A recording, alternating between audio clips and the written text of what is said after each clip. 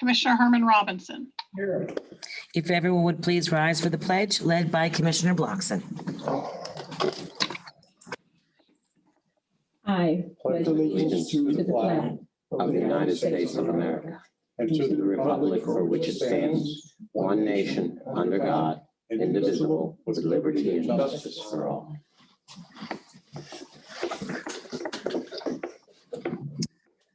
Okay, are there any additions, deletions, or reordering? None that I have heard of, Madam Mayor.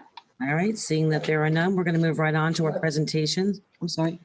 I just wanted to maybe have a conversation about if any of the EUAB board is participating, or whether it might be possible to have a combined board or at large, and then eliminate the existing board as it is, but invite and have at large, maybe 2 or 3 at large people participate in this board to improve efficiency and, have people that are involved be more active in the EUAB as we sit as a board. I don't know if there's any discussion about that or not, but I think that if we can take a look at it, and if you want to put your thoughts down as to what's working or what's not working in your mind, and bring it back as an agenda item for us to discuss and make a decision on the boards or something, I'd be more than happy to welcome that. well, I would not have it as a presentation here at one of these electric board meetings or a commission meeting. I think it could be either. It probably should come to the commission first. Yeah, I think the commission, To make those decisions. yeah, for a commission meeting, that'd be good.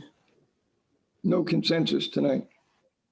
Only because I don't know where you're going with it, but I'd love to hear the reasonings for everything, and we can Okay. make a decision together. Okay, thank you. All right, we'll start with presentations. Item A, customer service update. Mr. Liberty, are you with us? Yes, I am. Good evening, Madam Mayor, Commissioners, Vice Mayor. I do want to lead off with a few remarks that are not on the agenda per se, but they're things that are I think would be good to update you on, and no big surprises, no big problems. Just check off through 3 or 4 items that I thought would be helpful for you to be aware of. Number one is that we do have 4 apprentices in our line worker group, our lineman group. Those 4 apprentices have completed their apprenticeship with us, and they are graduating. And I know you, Madam Mayor, will be present here, I believe, on March 5th to present them with their certificates or their diplomas. And then we also have a luncheon here. Others would be invited as well. So that's a proud moment for these folks that have joined the city. They've chosen line work to be their avocation and their vocation.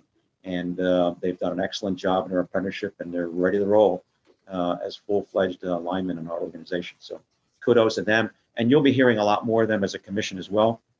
We will be bringing them back for a subsequent meeting and letting you get to know each one of them personally on a Zoom, so you know what drove them and motivate them to want to be line workers here in the city of Lake Worth Beach. Well, at least for right now, let them know that we're very, very proud. And of course, their instructor, Sam Jackson, who has been with them through the multiple years they've gone through this apprenticeship, and has worked very, very closely with them, and has also been a great mentor. I know they all struggle to do tasks accurately as quickly as he is. So when it comes to pole top rescue, for example, I would not bet against Sam. I think he can take on a lot of the much younger linemen in the crew, and has some fantastic results. So he's a good role model and good mentor. So moving on to the next item that I wanted to just brief everybody on, we do have our electric vehicle chargers up and running.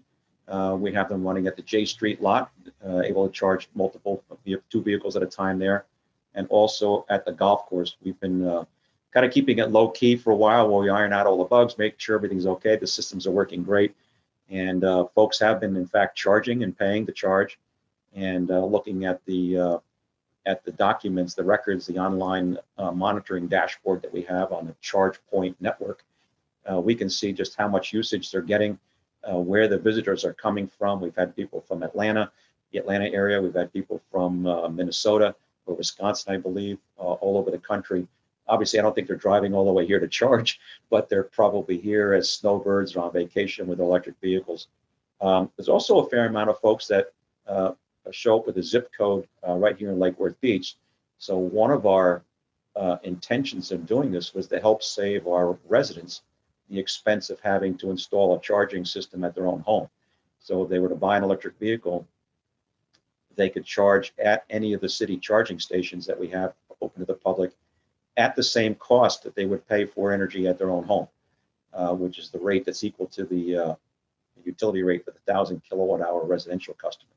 So it's a pretty good deal compared to what you might pay in other places, and it seems to be working. And when we look at the times that those vehicles are charging, it's interesting. It's obvious that some must be staying long enough to do some shopping or have lunch. And in a few cases, at the golf course, you could surmise by the time length that they probably played around the golf. So that's good. So we'd like to think that those were people that might not have otherwise come here, that are coming here because of the charging station. So we do plan to do a photo op and press event as soon as we can. So we'll get the signage ready and all of that. I know Paul Nicholas is on the phone here tonight, and we'll be getting that ready to go. But the charging stations are open and ready for use. Okay. One of the things I wanted to touch on is something that's been in the press a lot lately, and I know the commissioners got an email about this over the weekend from our city manager with regards to this, what just happened in Texas with regards to the cold spell and the extended outages that they've had. While I think it's still too early to come to any hard and fast conclusions about specifically what happened or who's to blame, what's to blame, there's some things that I can say around the edges while that information comes out of their investigations and follows through to the press, which are, I think, informative and illustrative. The first thing I would say is that if you're hearing press that this was somehow caused by a failure of wind turbines or failure of solar, I wouldn't put too much stock in that. I don't think that's true. Were they certainly a part of it? Yes, they were. But I think to put the blame on renewables would be incorrect and improper and disingenuous. Renewables play a very large role in the Texas market, as does natural gas and other fuels.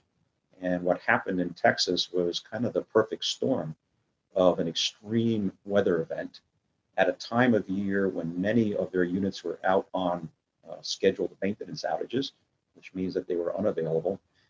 But in spite of that, ERCOT, which is the group that manages the grid in Texas, had reserves in place, which were commensurate with what they had done in prior years.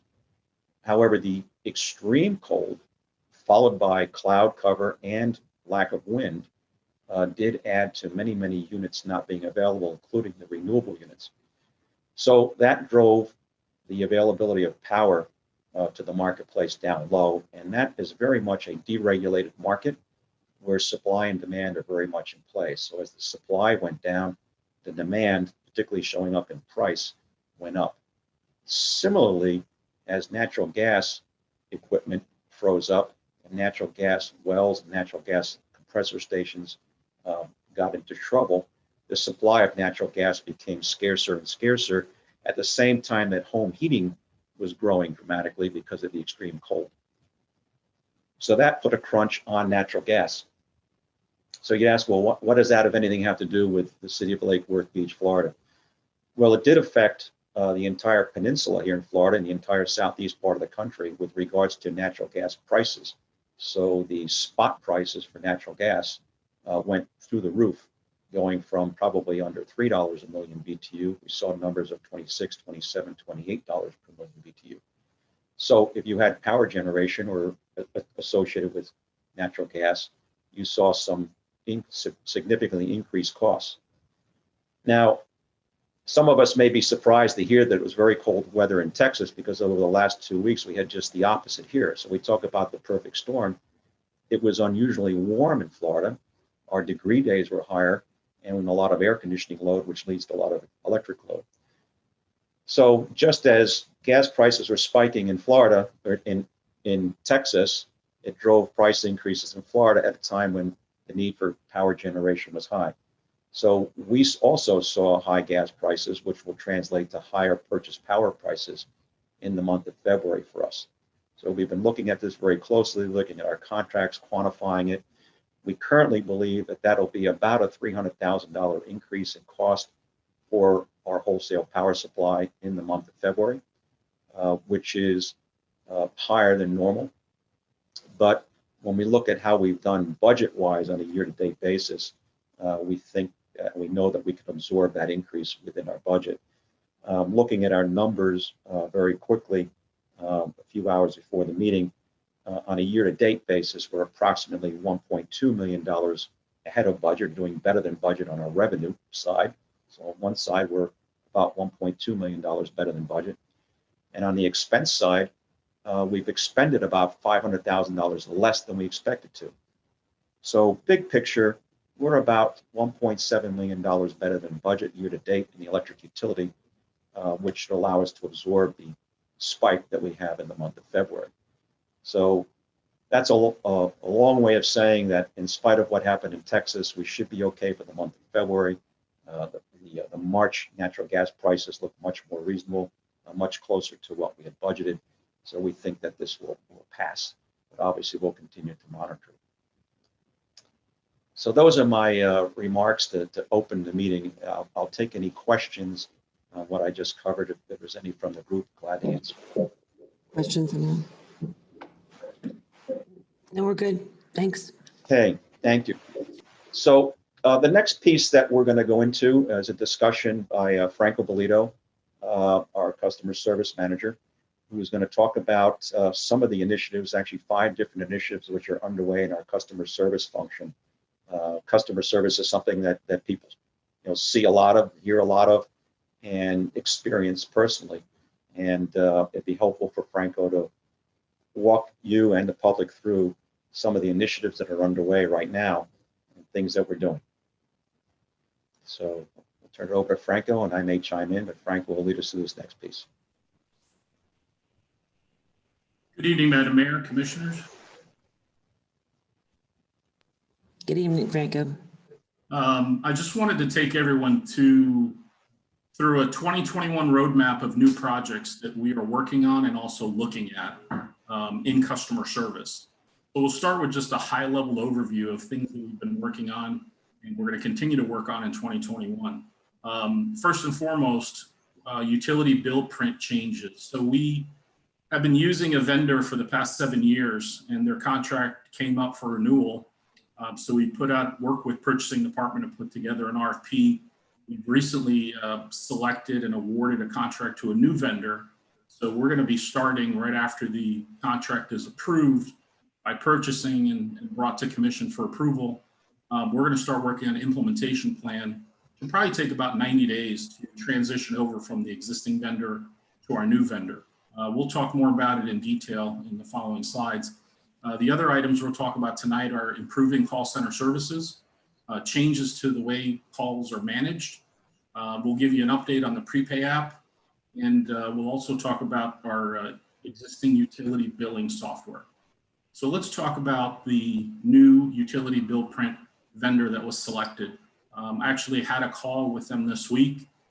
They're very excited, they're very eager. They provide services for our sister cities, Boca, Boynton, Wellington, and Homestead.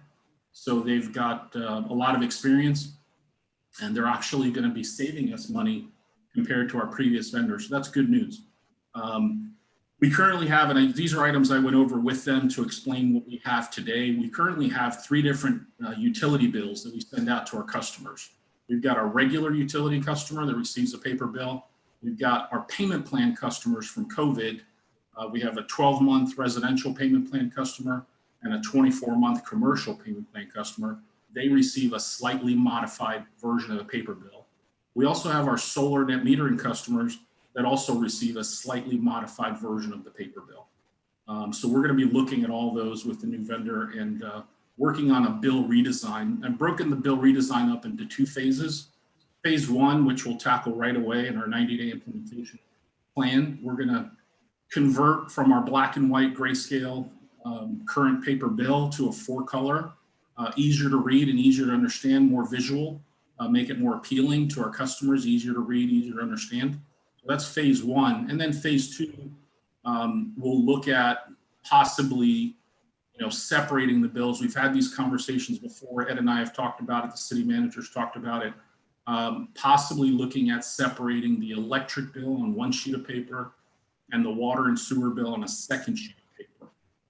Obviously, that would help with the perception when customers open their bill and look at the piece of paper. They look at the top of it. They see a grand total of, let's say, $300 for the month, and they right away jump to conclusions and think that their electric bill is $300.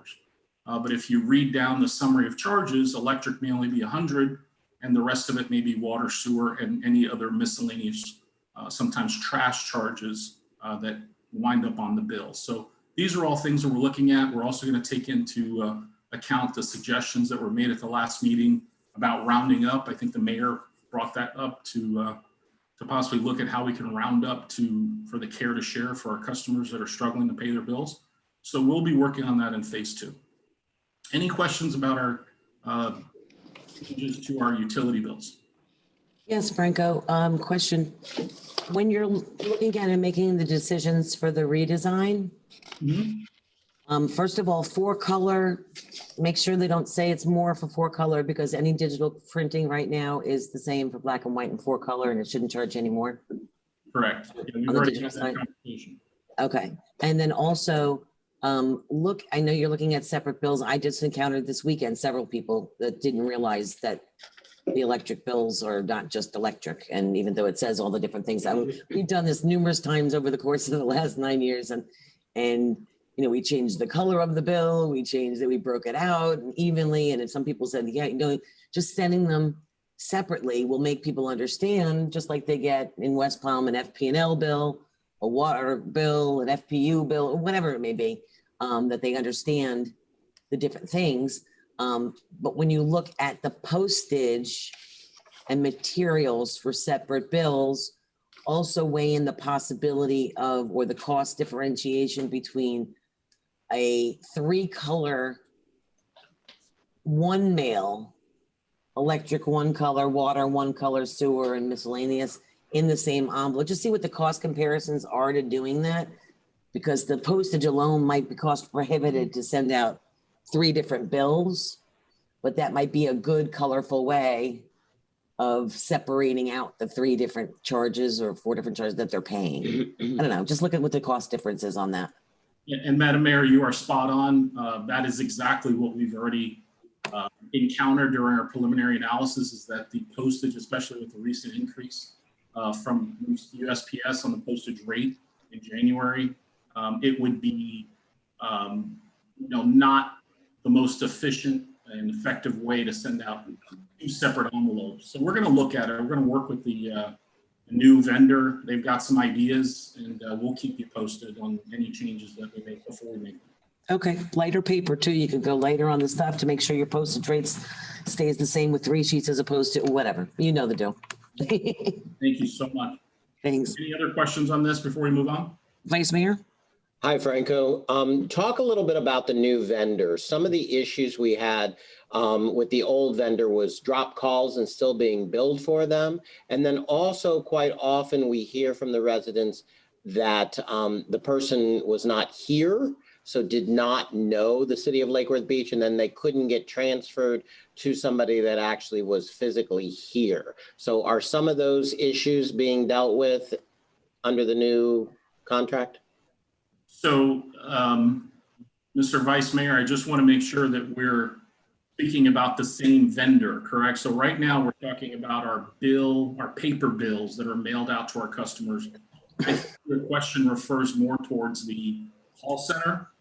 Oh, okay, so this is only billing. This does not affect the call center at all? Correct. Not yet.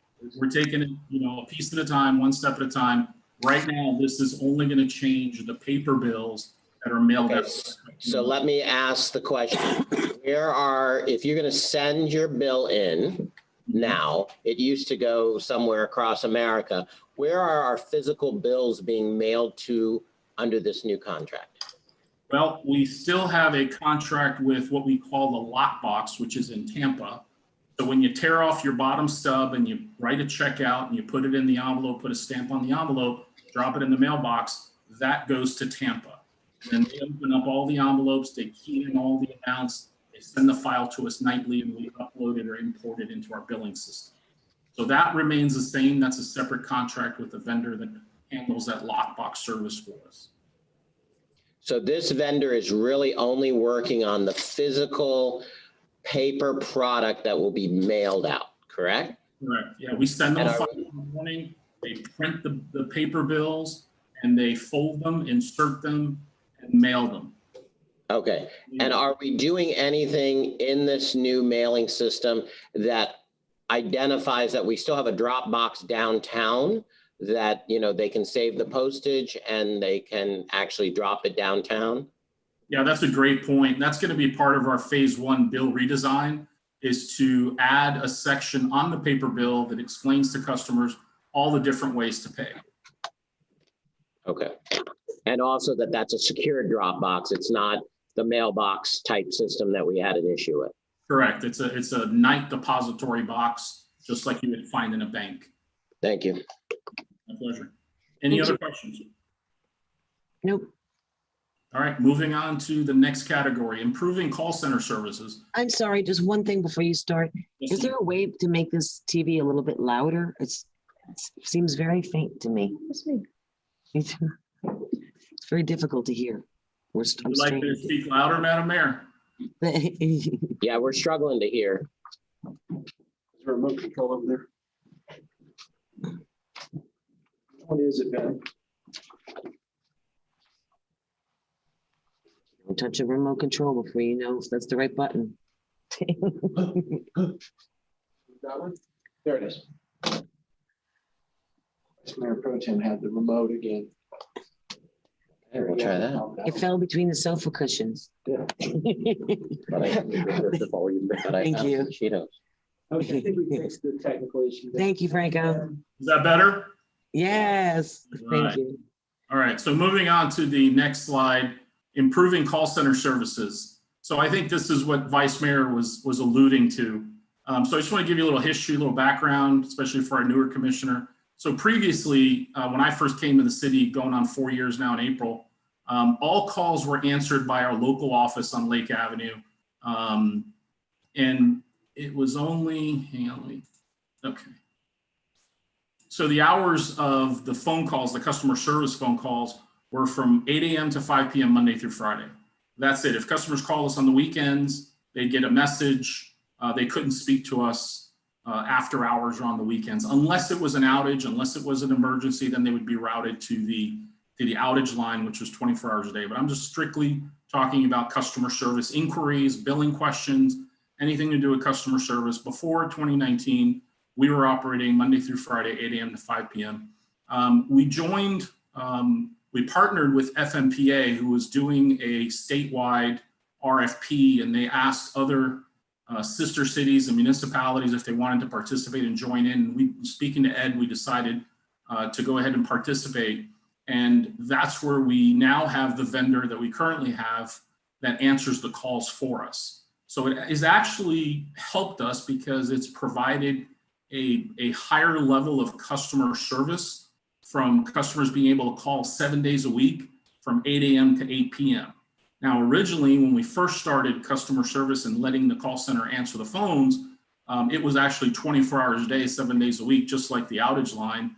But by looking at the reports and analyzing the reports, we realized that most customers were not calling for customer service questions after 8 p.m. And really the traffic didn't start until about 8 a.m. in the morning. So we modified the hours. Now customer service runs 8 a.m. to 8 p.m., 7 days a week.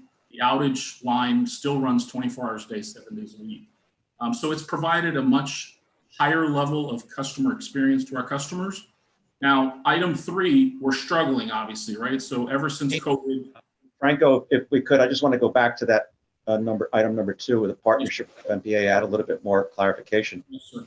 So What we mean by partnership is that FMPA took the lead on behalf of the membership of FMPA, all the member utilities, and created an RFP to seek out a national provider of call center services. So I would not want people to think that our calls are now being answered by FMPA. They're not. They just led the effort to get an RFP together, which reflected kind of current day best management practice for call center services, and it went out to a national audience. And they narrowed that pool down, and then from that pool, we selected our current provider.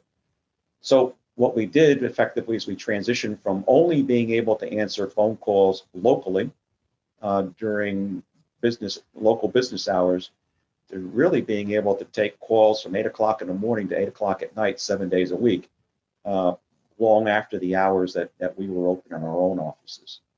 So they became really the primary receiver of phone calls, and then that entity has access to our customer information systems.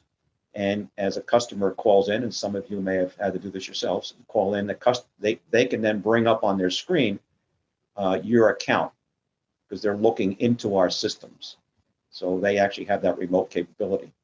The other benefit of that was that in the event that we, for example, previously, if we happen to have a power outage that affected the annex building, not only would we have customers without power, but the annex building would also be without power, so we couldn't answer the calls. And our phone systems were extremely limited. Now we have a national footprint, and the calls can be answered outside of the bubble, if you will, of where the storm may be occurring, and we can still take customer calls, and we have greater expanded hours and a greater pool of people that can handle those calls for us that are located around the country. So that was a net gain. So I'll turn it back over to Franco to keep going. I just wanted to give you additional information. Yeah, thank you, Ed. That was a great point. So moving on to item 3, where we are today, I do hear and speak to a lot of customers, just like you do, that there's long wait times, especially on Mondays and Tuesdays. And historically, before we had the call center answering the phone for us, Mondays was always the busiest day of the week. We actually busy out the city's phone lines because there were so many calls on hold that the system, our Cisco system, couldn't handle call volume. So now that problem has gone away because they've got unlimited phone lines in the cloud. So that problem goes away, but they just don't have enough representatives on a Monday and sometimes a Tuesday morning to answer the flood of calls. So we've done extensive analysis to look at why so many calls. I mean, where I come from, I've worked in call centers for 20 plus years. We would look at the number of calls to your subscriber base, right? So the city of Lake Worth Beach has approximately 27 to 28,000 customers. We mail out about that many bills every month. So your call to subscriber ratio, industry standards, should be about 20%. We're at 44%. That means that for every customer that we have, that we provide service to, they are calling us repeatedly, several times in a month. And when I've done a deep dive analysis, I found customers that are calling us 19 times in a month.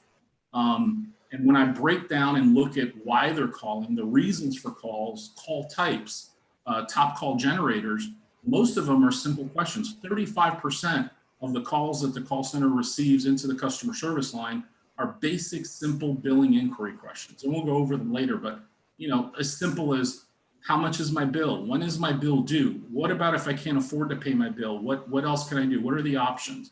And so they're sitting there, poor customers. I feel bad for them, but sometimes on a Monday morning, they're waiting an hour on hold to speak to a representative to ask a very simple question.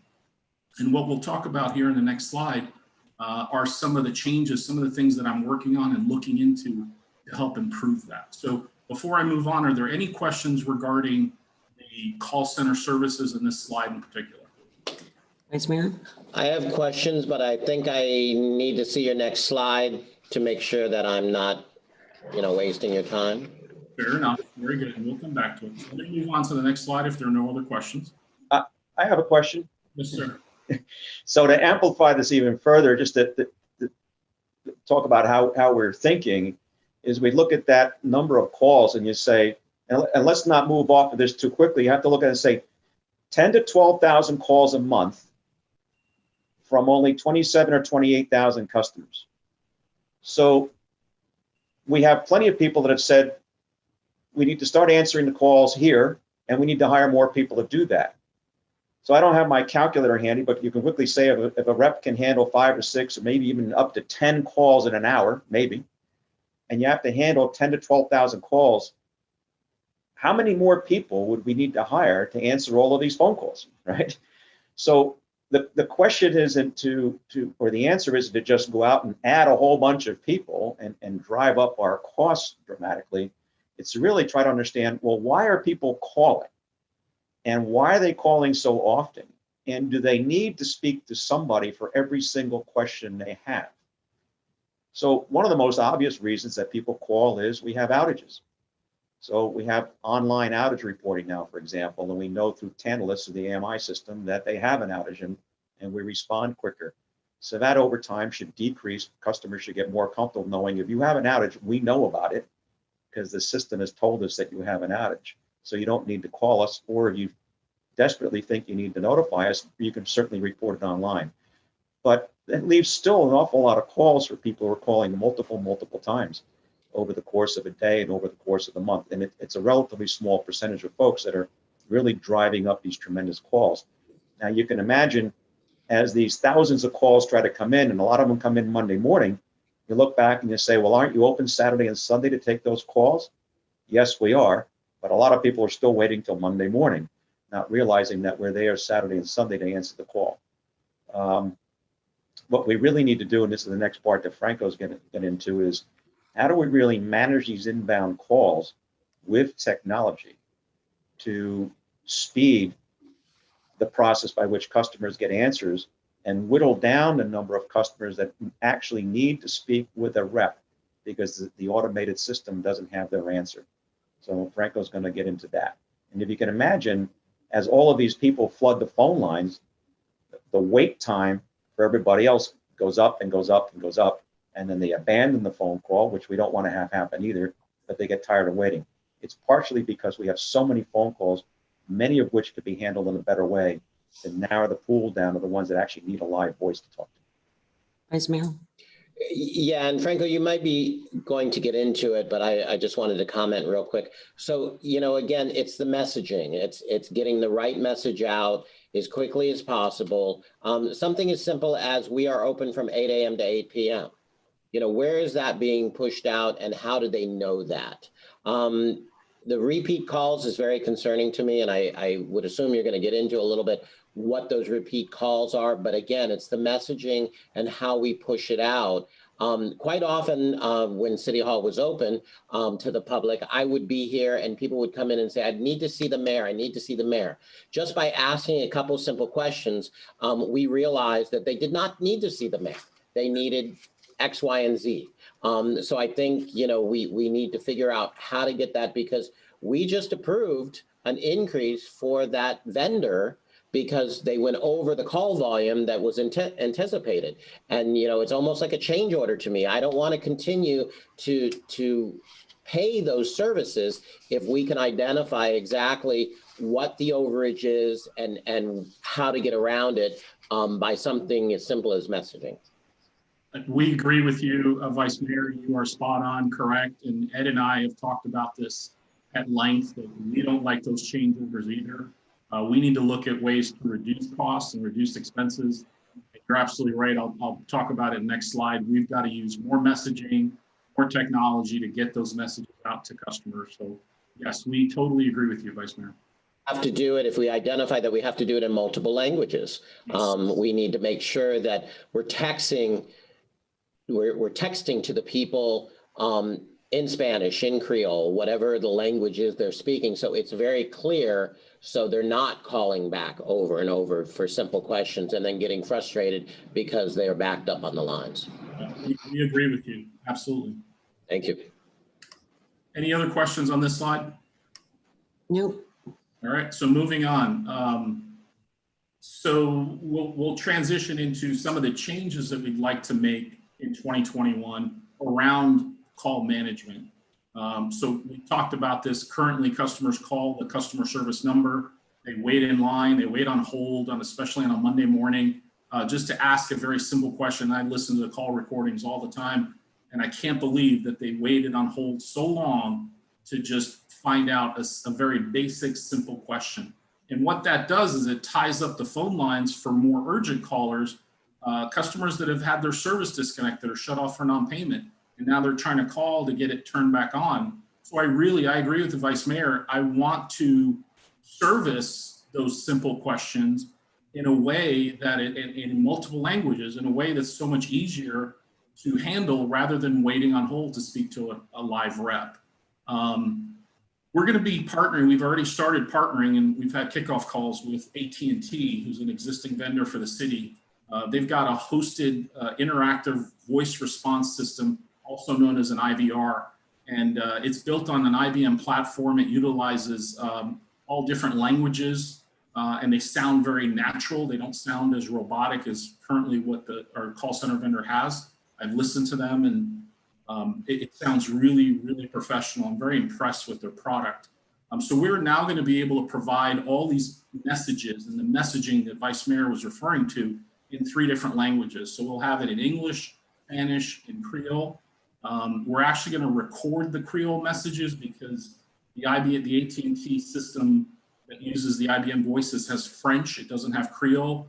We've had conversations going back and forth. I have a Creole rep on staff on my team that works with me, and she's volunteered to record all the greetings in Creole so it sounds better, it's easier to understand. So phase 1, we're going to focus on the customer service number. It's going to take us about 90 days working with AT&T to launch this product, this hosted IVR solution. And basically what this will do is it will stand in between our call center vendor and the customer dialing our 7300 number. So today, when a customer dials our customer service 7300 number, it routes right to the call center, and the call center has their own IVR. It's very simple and basic. I think it only has 3 or 4 options, no real languages, and it just routes every customer that calls in queue so they can speak to a rep. What this new AT&T IVR solution is going to allow us to do is before they ever get routed to the call center, we're going to be able to decide what messaging we want to play them. I mean, there's a whole sub-menu of messages and options that we can explain to a customer. If they want to ask questions, they can listen to, how do I apply for new service? We can explain to them through the messaging that you go to the website, this is what you need to do. You need to upload a copy of your lease, your driver's license. All of that can be explained through the IVR, through technology, without ever speaking to a representative. If they want to know how much their bill is, it has an interface into our billing system to pull up that information. When is my bill due? Same thing, it'll interface with the billing system and give them a due date. How do I apply for financial assistance? We can have messaging around that with the information for Palm Beach County. Going online, we can provide the website. So we have much more liberty and control over the messaging that we do today with our existing vendor. I'm very excited about it. My team is extremely excited about it. We've had a couple of meetings with AT&T in the month of February, and we are so impressed with what the system can do. And we're excited the next 90 days to roll this out and launch it. We believe, and we'll come back and report to you and give you a status update, but we believe that it will dramatically reduce the number of calls that are going into the call center and help reduce the long wait times. Any questions on this slide? Yes, Franco, I've said this for a long time in technology. You know, we didn't have the technology that would have accepted such a system years back, and I know we've changed systems, but when you say the outage line, and a lot of people that call on a consistent basis, you know, I've come to believe, young or older, doesn't matter the age of them, when someone has an outage, they want you to know that they have an outage. And it doesn't matter what you say or what you do, you know, by saying, yeah, online, we know that, we know we can figure it out. They still believe that you may not possibly know about their outage. And I've always said, why don't we have a recording on the outage line while people are waiting to say, we're currently experiencing outages in the following areas. Blah, blah, blah, you know, North A Street between so-and-so and so-and-so or whatever. Do we have the ability on this new system to do something like that? That's a very good question, Madam Mayor, and you're right. So when we look at phase 2 under item 2, there's a phase 2 for the outage line. That's about 180 days away. That will require more upgrades to the technology in order to provide that very specific messaging related to, and we'll tie it into our AMI system so that if a customer calls and it recognizes the caller ID, and it knows that you're on A Street, and the system can read the AMI system to see that there's an outage on A Street at your meter, it'll automatically be able to give you that message. If not, it'll route you to another tree, to another option in the voice tree. With phase 1, we won't be able to go down to that level of granularity, but we will be able to provide all the messaging to say, if you're calling to report a power outage, we're already aware of it. You don't have to call us. You can report it online. Most outages are handled in less than 3 hours or 3 hours or less. If you're still having an outage after that, then please call this number. So we're going to be able to provide a lot more detailed messaging under phase 1. And then when we get to phase 2, we'll have that, what you're looking for, what you're referring to specifically for outages. Does that make sense? Yeah, it does. I just didn't know in a simpler way. I mean, to have that automatic capability of it recognizing where your house is, I wasn't even thinking about that. I'm saying, we're experiencing outages in the northwest quadrant of the city. Staff is on by, will update you as to the length of that, the length of that closure. It's been done on other places that I've lived. It's kind of giving you a time frame. It's giving you an area, a specific area, so that at least I think I'm one of those people that calls. At least okay, oh yeah, I live in this northwest quadrant of the city. Okay, they got it. We're getting there. We're going to get there. Okay, So, thank you. Madam Mayor, if I may, this really speaks to the ability to link the customer information system, the telephone, the answering system, and the outage management system. So recognizing that the outages could occur at any time and affect anywhere from one customer to thousands of customers, and the geography could be different every time. So what the technology needs to do is to recognize where the outage is. It then needs to create a machine-generated message that goes on to the phone system. Because while the outage is occurring, it would be very difficult for us to have a person step offline, voice record a message, then get the translator. So we have to build those technology pieces, and that's the path that Franco has been going down for us, is building that technology to make what you're asking for possible, which is the right thing to ask for. So your request is not unrealistic at all. It's what we're trying to get to. We just have to put the technology pieces in place to make that happen, because that's exactly what customers want to know when they call.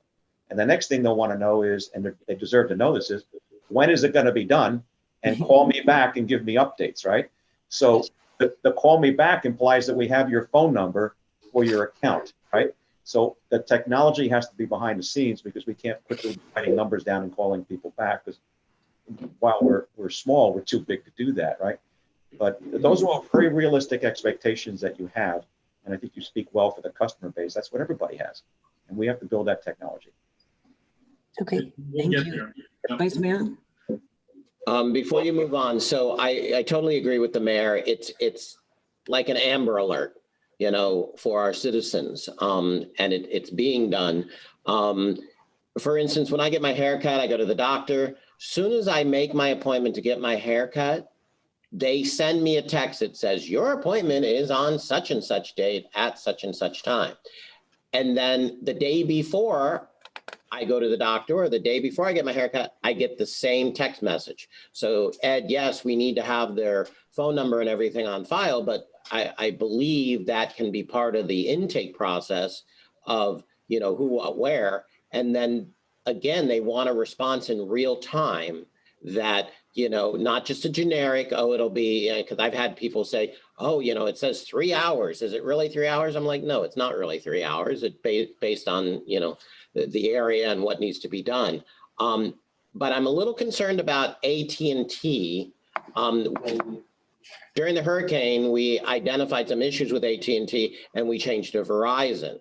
Does Verizon not have the same? I know AT&T has some technical things that Verizon doesn't have. If we just switch to Verizon for better coverage and service, did we check with Verizon over AT&T to see if they had those services? Because, you know, I still have people that call me in the city of Lake Worth Beach in my district that have to go to the bathroom to make a phone call on AT&T because it's the only place that it'll work in their house in the city of Lake Worth Beach. So, you know, if we're going to use this for emergencies and outages and things, I want to make sure that, you know, AT&T has the service and they can cover us in emergencies and during storms and everything else. And Mr. Vice Mayor, that's an excellent question and a great point that you bring up. So let me just clarify. The situation that you're referring to has to do with cell towers. The product that we're using is not using cell towers. It's using the internet, and they've got 2 different data centers that they route traffic in. So unless there's a major fiber cut or fiber internet, internet superhighway disruption across the country, that's the only way that we'll go down. But I want to remind you and everyone also that phase 1 for customer service will be utilizing the AT&T product, and then for redundancy purposes, which you bring up a great point, for phase 2, when we transition over to an IVR for the outage line, we'll use a different vendor with a different carrier. So we've got redundancy there.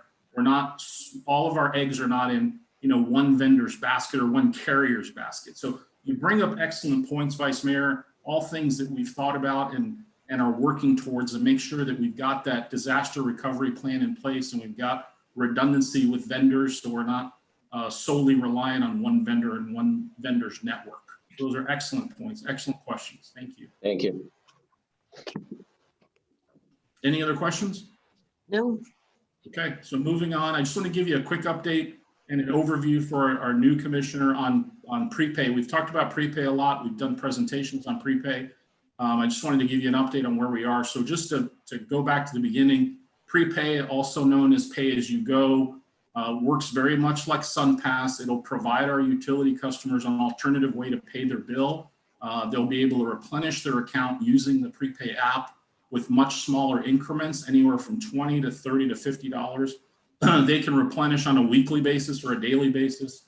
They'll be in control of how much they want to put into their account so that they can keep the meter and the lights on. It will also help with new customers that come in or apply now online. If they don't want to pay a hefty deposit to start service because they've got some issues maybe with credit, if we would offer them the Prepay option in lieu of paying a deposit, and it would also eliminate late fees and disconnect fees. One of the advantages of using Prepay, and a lot of our sister cities in Florida have been using it for years, it reduces or eliminates the collection liability and the collection risk.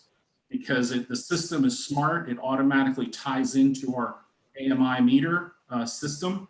So if the customer gets an alert, a low balance alert on their app that says, hey, you're running out of money, you need to replenish right away. If they don't replenish, the system will automatically generate a service disconnect or a shut off. No human intervention is required. There's no work order to print. It's a remote meter, so the system automatically shuts it off. And as soon as they replenish the money, the system recognizes that, automatically turns it back on. So it's a great system. It works very, very well. And it really puts the customer in control of their own system. We're no longer the bad guy. We're no longer listening to, I don't have money to pay, but I need the power turned on right now.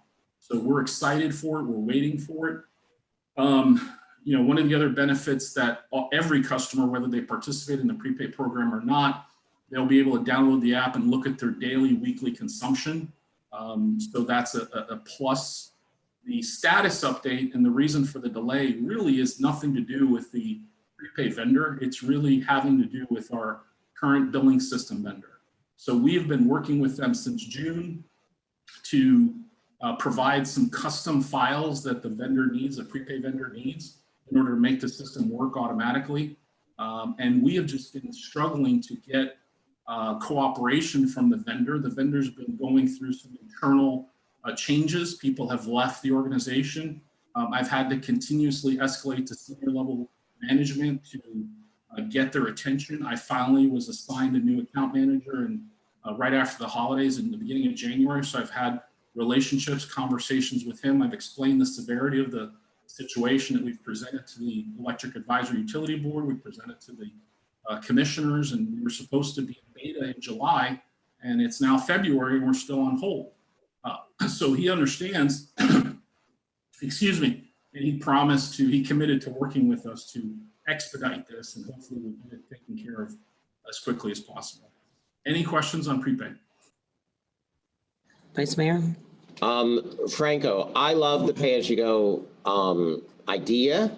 It's a little concerning to me that we're not even out of the gate yet and we're having some issues. Hopefully we can fix those problems. As a small town business owner, I like the idea of pay-as-you-go. Quite often, we, the merchants downtown, prepay our utility bills, especially in the summertime. So we know it's slower in the summer. We prepay those bills and then we have to track it. This actually allows, somebody else to do the tracking for us. Especially the deposit issues. Quite often that's some of the deterrents that we hear because people have large deposits. This will take care of that. What platform is pay-as-you-go on? Do they use an AT&T? Do they use, is there going to be issues during a storm? And can they pay here? They can pay anywhere. Into a pay here location and re-up their pay-as-you-go. Yeah, so those are all great questions, Vice Mayor. They can pay anyway. So just like they can pay their bills today, whether it's in cash at a 7-Eleven or CVS, whether it's online, pay by phone, whether they want to mail a check or they want to drop a check off in our night depository box, that does not change. The money still comes in the way it's been coming in today. It automatically goes into the system. They see it. They're tied into our utility billing system. And once they see that, within 15 minutes, the customer is refreshed and updated in the app. Regarding technology issues or concerns about the carrier, they're on the information superhighway. They're on the internet, just like everyone else is. They've got data centers for redundancy purposes, so it has not tied to cellular outages or issues. And the app is something that you would download on your phone and use it. So far, everything looks good. They've been in business for years, and they've got people like Jacksonville, Ocala, that have, provided outstanding references for them. So we're not concerned about that. And in all fairness to the vendor, the prepay vendor, it's not their fault. They're ready, they're excited, they're ready to launch. It's our existing utility or CIS billing system vendor that's causing the delay. And we'll talk about that in the next slide. Okay, thank you. And let me also point out that in the event that, for example, we have a storm and a lot of us rely on these now, right? The cell phone. So while the communication system is on the web and fiber, customers during a storm may have trouble using the phone. I'll add that we typically don't do service disconnects during storms. So we would likely not be in a position where, for example, a customer said, it was the storm, I tried to update my account and I couldn't. Well, it's not likely that we would be doing disconnects during a storm anyway. So we typically basically turn those functions off for the period of time that we're in a storm, and then we come back sometime after that when everybody's back to communicating with no issue. So the issues with storms is more of an issue of the customer's personal cell phones not working correctly, possibly, as opposed to the internet not working correctly. That's a very good point. Any other questions before we move on? No, thank you. Okay. Last but not least, now we're going to tie everything back together. So everything we've talked about, all the new projects, the new technology that we'd like to implement, that we're going to implement in 2021, it's going to require a new utility billing software. So also known as the Customer Information System, CIS, billing system. The current one that we have is really outdated legacy software. It's based on 1970s technical architecture. The city's had it for, over 10 years, probably longer. And research, and we're not the only ones in this situation, right? So research shows that 50% of utilities continue to operate with a legacy billing system that should be replaced. And the cost to maintain these outdated legacy billing systems continue to grow with age. So as it gets older, it gets more expensive to continue to support it. And then it gets to a point where it becomes out of service. They will no longer support it. And the reason why I bring this up is because everything we talked about, the idea, the suggestion, the recommendation that Madam Mayor brought up about the outages, the recommendations, the ideas that Vice Mayor brought up, they all work together. All the other components that we were talking about tonight all get fed from the CIS or the utility billing software. We need to have a latest and greatest hosted solution that's safe and secure, that will work well with other vendors and have the response time that we need to turn projects around quickly, because a slow and inefficient legacy system can make working with other projects or working on other projects with other vendors more painful and costly to implement, like we've seen and like we've discussed with Prepay. It's not the Prepay vendor's fault that we're not ready. It's our legacy CIS billing system that's causing the delay. It's making it more painful. The telephone IVR, the outage IVR that Madam Mayor was talking about, we can't do a lot of things because we're limited by the legacy billing system, which affects outage management, which affects the IVR system, which affects even service reconnects. When a customer gets disconnected, if we had a more modern version of the CIS billing platform, we can just do everything on IVR and the customer can get their power reconnected without ever speaking to a live representative. So by increasing or updating our billing system, it increases the efficiency and speeds up our day-to-day performance. We see it all the time in the office, even with the call center reps. Call handling takes much longer. Billing takes longer. Collections process takes longer. It's more manual. The customer service self-service options are limited on what we can provide customers the ability to do themselves, like update their phone number. Wouldn't it be great when you call to report an outage that the system doesn't recognize your phone number, or you've changed your phone number and you'd like to update your phone number? You could do that right then and there with the IVR, and it'll automatically feed that new phone number into the CIS billing system. Our billing system, our outdated legacy billing system, will not allow that to happen today, but the newer hosted solutions will. And so those are all the benefits that we'll be able to capture by upgrading our system. By moving to a modern day hosted solution, it'll eliminate the bottlenecks that we currently have today. It'll cut out the costly mistakes through pre-configured business rules. So the system can be pre-configured to say, if a demand customer goes over this consumption, automatically change the rate. Right now, it's a manual process. People have to export the information into Excel, look at the reports manually, decide if this, if this took place, and then go ahead and go back into the system and make the change manually. So it will increase the efficiency of the workers and the staff. And just to close, we're all under a new normal, right? COVID-19 has created this paradigm shift in our country and in our nation where everything has changed. The way we operate, the way we live, the way we do business. Grocery shopping now is being delivered to your home. Groceries are being delivered to your home. Or you drive up, order ahead, drive up, and they bring it out to your car. The way we shop, you go to your Amazon and you order something and it's delivered the next day sometimes, or sometimes even the same day. So there's been this tremendous paradigm shift in the country over the past year and a half. It's our new normal, and we need to do the same thing with our electric utility, billing, and the way we handle customers and the way we process and serve our customers. And there's a great quote from Gardner that says, today's customers have come to expect a simple to use, mobile-friendly customer service and billing experience when it comes to utility accounts. And I couldn't agree with you more. I talk to customers all day long on escalations that say, why can't you do this? Why can't you do that? And I keep reminding them that we're working on it, and our roadmap is moving us in that direction over the next 12 months. So I just believe that we're going to get there. We just need to continue to work on it. And so to add to that too, I mean, we often use the word electric utility, and I'll point out that whether you have an electric utility or not, these are issues that we need to resolve because these things affect water utilities, sewer utilities, right?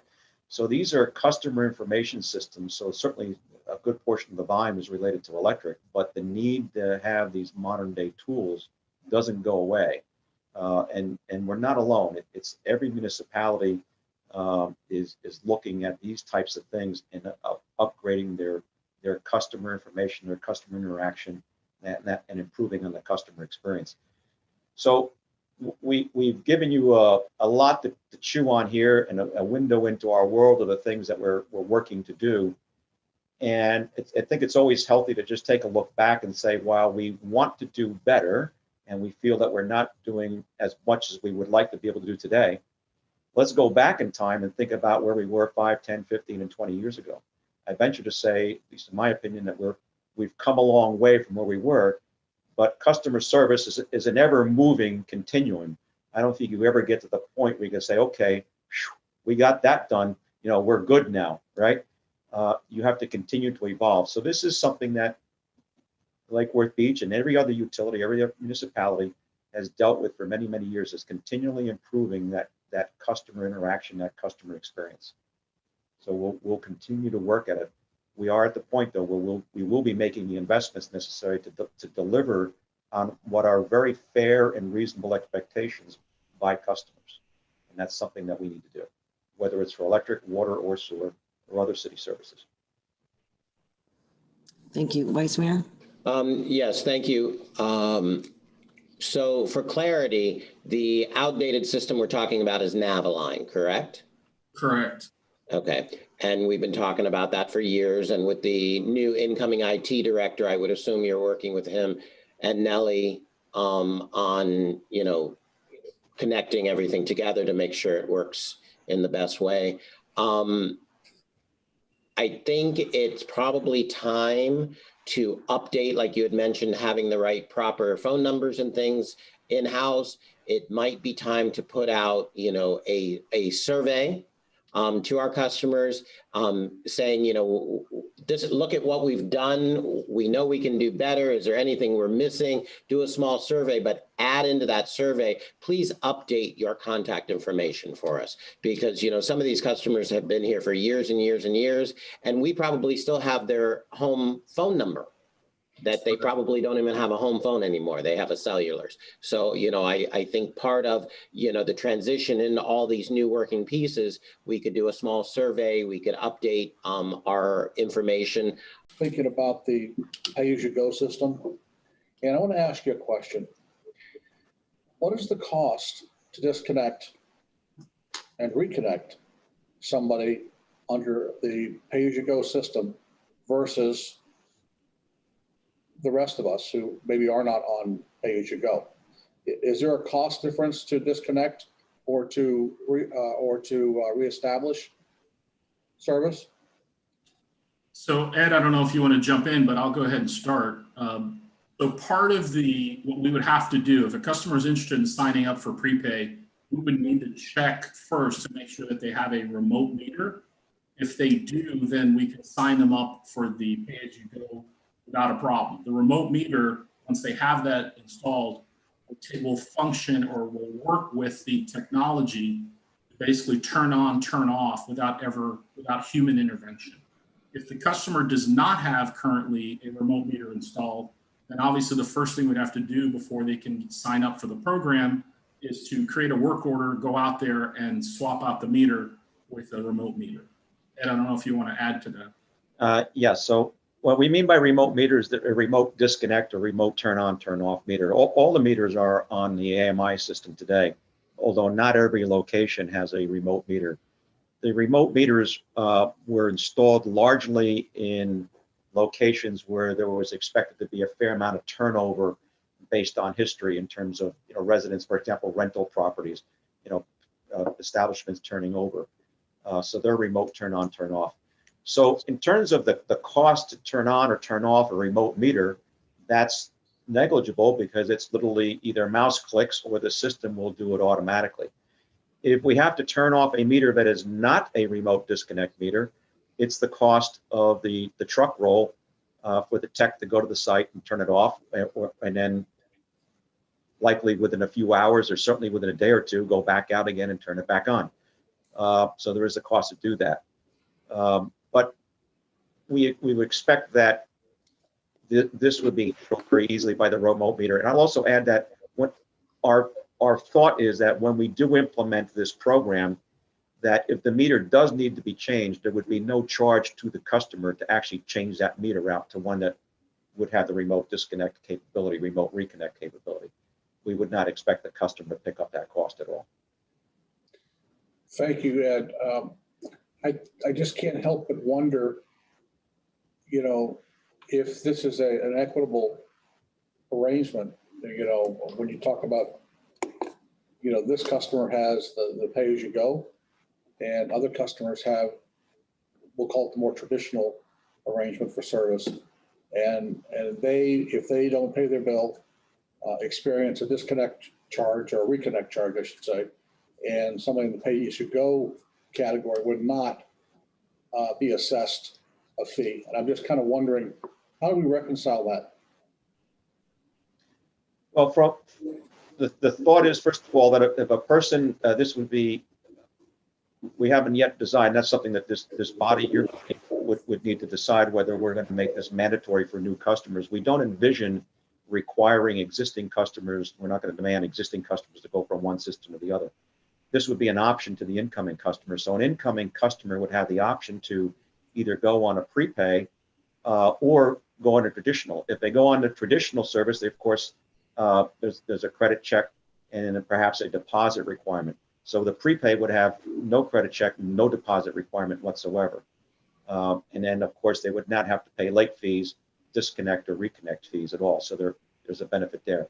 Now, there would be nothing to prevent, for example, an existing customer, as we envision the program, from saying, I want to be on this program. And in that case, what we envision doing is taking that customer's deposit, to the extent that they actually have one with us at that point, and apply it to their prepay balance and change their meter if it needs to be changed and put them onto the prepay program. So a customer could go on to it voluntarily. We have not contemplated and we haven't brought the final rules to you for approval when this is ready, but we're not contemplating forcing customers from one to the other. That's not something that we're looking to do. It's more aimed at the new customers, and then over time growing a bigger and bigger customer base of prepay customers. Yeah, Madam Mayor, if I may, Yes. Vice Mayor Pro Tem, one of the things that I envision in speaking to these customers on a daily basis that get disconnected for non-payment, when they call us to get reconnected and they say, I don't have money to pay my past due balance of $200 or $300 or $400 that I owe you, but I really need power turned on because my kids are home and they need the internet, they need the power to do their schoolwork. I've had that today, as a matter of fact. I would be able to offer them the pay-as-you-go option immediately, and that way the customer can then switch over. We would carry that past due balance onto their account, and they could pay it down every time they make a replenishment to the prepay account. So it gives us, from a collections perspective, it gives us an option to help these customers that are really in a tight jam, that have been disconnected. And other than coming up with $400 to get reconnected, today we have no options to offer them. So this would be something that I would use in my tool belt when dealing with an escalated customer that's upset. I could offer them and I could give them some relief quickly. Commissioner Watson? I think the pay-as-you-go is an excellent option, and young people today are used to pay as they go. And it's much easier for me to come up with $50 a week rather than you coming to me and saying, I need you to pay $200 and then I'll turn your electric back on. So I think it's an excellent option, and it also does away with the deposits. We probably had people's deposits on the books for years. And that really doesn't serve a purpose, because in my case, I've been in my house 25 years. So I don't need you to hold my deposit. You know that I'm going to pay, but in a prepaid option, that's not in the conversation. And so I think that it's less difficulty for people who are moving in, and it serves more of the people who actually live in the city of Lake Worth. And I think most of us could benefit from a pay-as-you-go option. And I did have one question though. As they get to the point where they have less money, do you send them a notice to say that you're almost to zero and you need to replenish your account? So they'll know and they won't get caught unawares, because they could come in and give you $50. They may not be able to give you $200, but they could at least give you 50. And Madam Mayor, if I may, Commissioner, you are correct. And what the app will do is it will give you a pop-up alert and say you've got a low balance warning, and you can set the low balance any amount you want. So, just like SunPass, if you get to $10, it gives you a little pop-up alert that says, hey, your balance is at $10. You need to replenish soon. And so it's got all those features built into the app. And yes, you'll get plenty of pop-ups, plenty of email reminders so that you're at a low balance threshold. Even before you get disconnected, you get a final pop-up that says, you're approaching zero balance, you need to replenish immediately. And they can replenish for as little as, we decide how much, and we're going to bring those business rules to you. But the vendor said they can replenish with as little as $10 if they want, just to get them another day, another day or two's worth of power. So yes, we will be bringing all those business rules to you and all those feature functionalities. We're excited about it. So there'll also be auto replenishment features that they can elect that they want, which could be auto debit, it could be a credit card to replenish automatically, which I know a lot of people, I do it personally myself with my tolls, it's auto replenish right on the credit card. But more importantly, you as a body, and we've talked about the business rules that will bring you is let's say, for example, a customer just exhausts all of the warnings and the clock has run out. When the clock runs out, how much more time do we want to give them? So I don't think that giving somebody an hour, for example, would be reasonable, or giving them 6 months would be. So we need to decide how many days is that going to be, and we'll be bringing you those as proposals for you to discuss as a body, and then set the final rules as to how long after the individual has completely failed to respond will the power actually go off. Again, that's not going to be minutes. You could, as a body, decide that might be 1 day, 2 days, 3 days, whatever it is, and then we'll implement those rules as per your request. So thank you. Yeah. So, and Franco, we heard you mention about the high volume of calls. I think the pay-as-you-go will, deter those emergency calls, especially people, looking to turn their power back on because they're not going to get to that point. And Ed, to answer your question, just off, so it gives you something to work with, why would we do anything different than the billing system that we're doing now? You have a certain amount of time. If you didn't pay it today, you would get a yellow slip that gives you a little bit more time. And then at that point, you're turned off. We should probably start there and then, bring it to the dais and figure out where we go from there. Thank you. City Manager. Just wanted to add in there on this conversation, because we've been talking about it for a while now, and it's great to see it come along.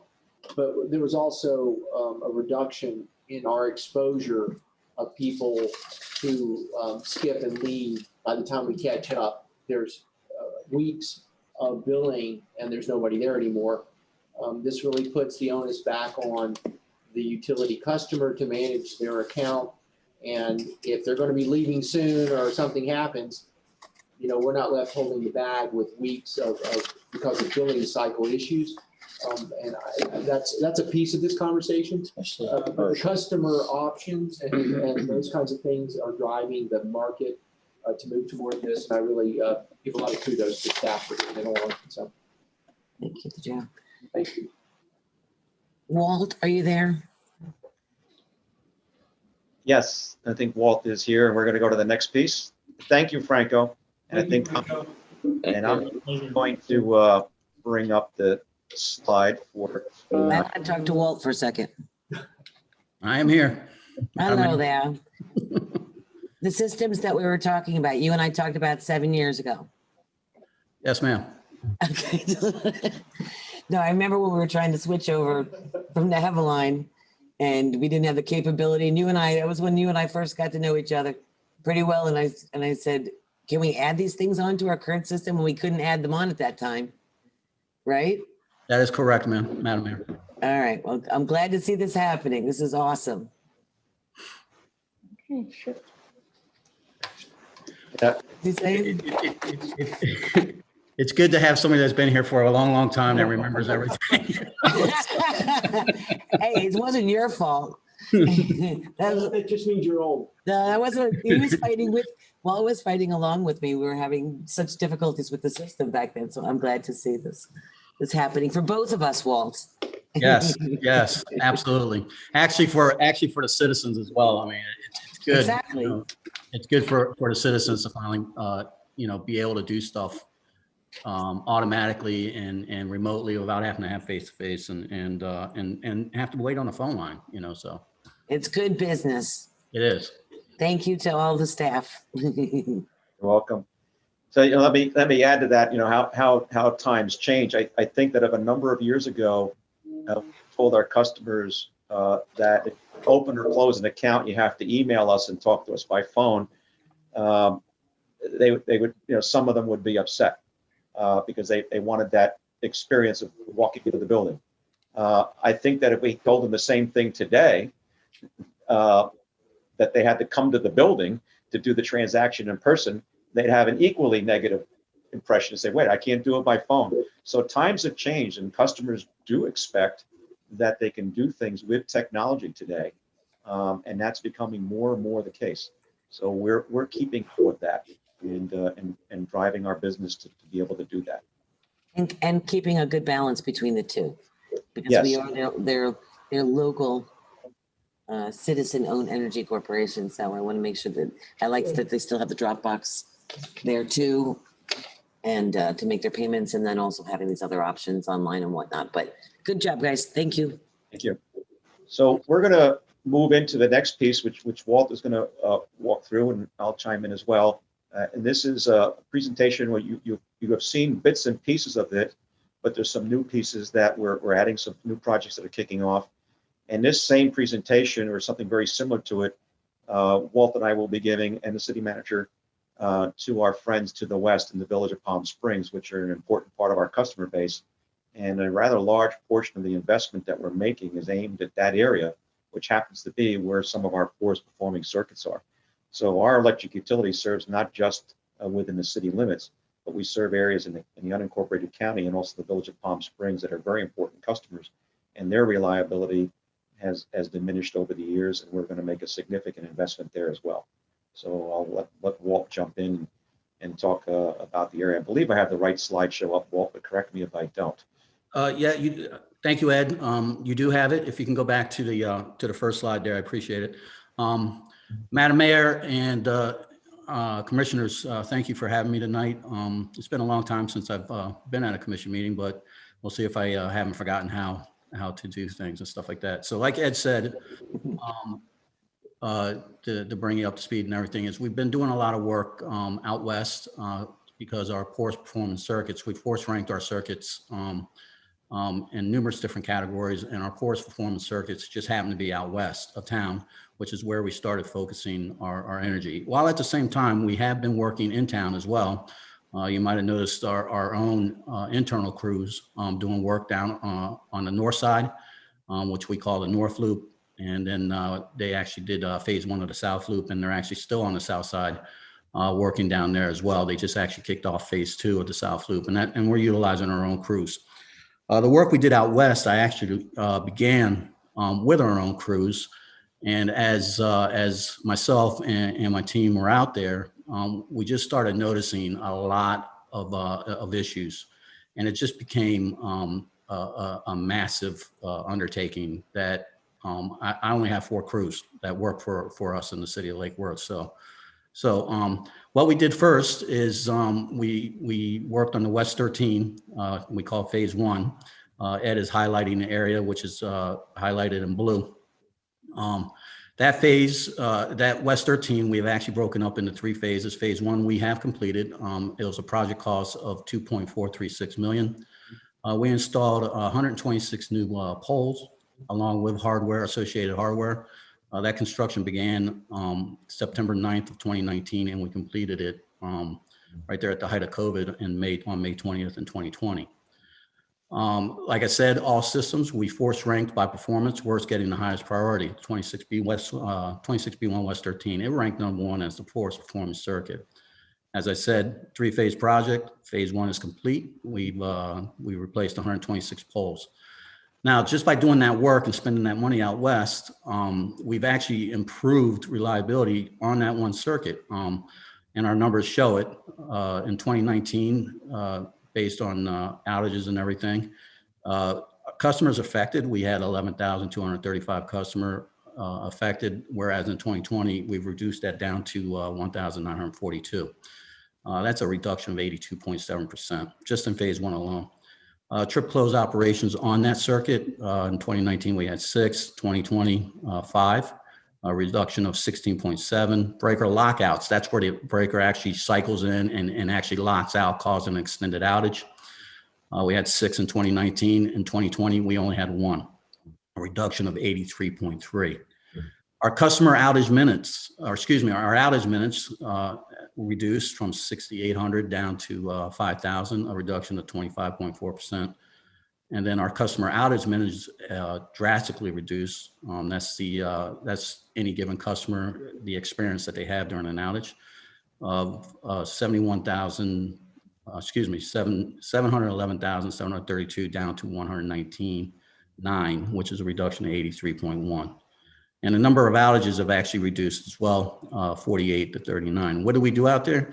We started, we placed some mid-point reclosers out in service out west of town, which actually broke up the bigger circuits into smaller, more manageable circuits during an outage. Since July 2020, we installed Animal Guard. We reinstallated, I saw Ed's cursor moved over. Reinstallated, installed an Animal Guard, hardened the circuits up to higher class poles, cement being the KIP 8 poles, and then our class 1, class 2, which is standard now. And then since July 2020, we have not had any breaker operations on the 26B1 West 13 or lockouts. By doing this work, it has had a direct impact to the reliability for 2,205 customers. And that's just phase 1 alone. So what's next for this circuit is phase 2 and 3. We're currently at 95% design. And construction of phases 2 and 3 is currently scheduled to begin by the summer of this year, somewhere in mid-June, July timeframe is what we're looking at. So what's next out there is you guys actually approved last week a contract with Hooper Construction to go ahead and provide our system hardening and reliability improvement on the 6001, 6003, 6004 projects or circuits at a cost of $2.4 million projects or $2.4 million. This is the project area that covers. As you can see, it's a very extensive area. It's pretty much everything out west of 95.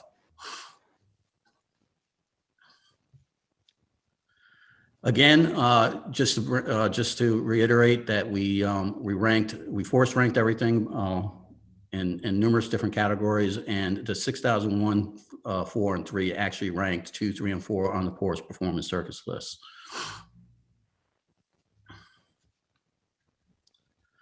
So what are we finding out there? Causes for the poor circuit is, we got a lot of steel structures out there, old insulators, a lot of open wire secondary, which I'm beginning to hate more and more, almost as much as Mylar balloons, but we'll leave that alone. We got pole bonding out there issues, lack of Animal Guards. The biggest thing, another thing that we're dealing with is our automatic splices, or what we call jiffy splices. They're starting to fail, and then degraded poles and cross arms. We identified 1,948 poles that need to be looked at and addressed just in the western area of town. Next slide, please. So what happens? And just recently, last week, February 17th, we had what's called a pole fire, as you can see in the pictures indicated.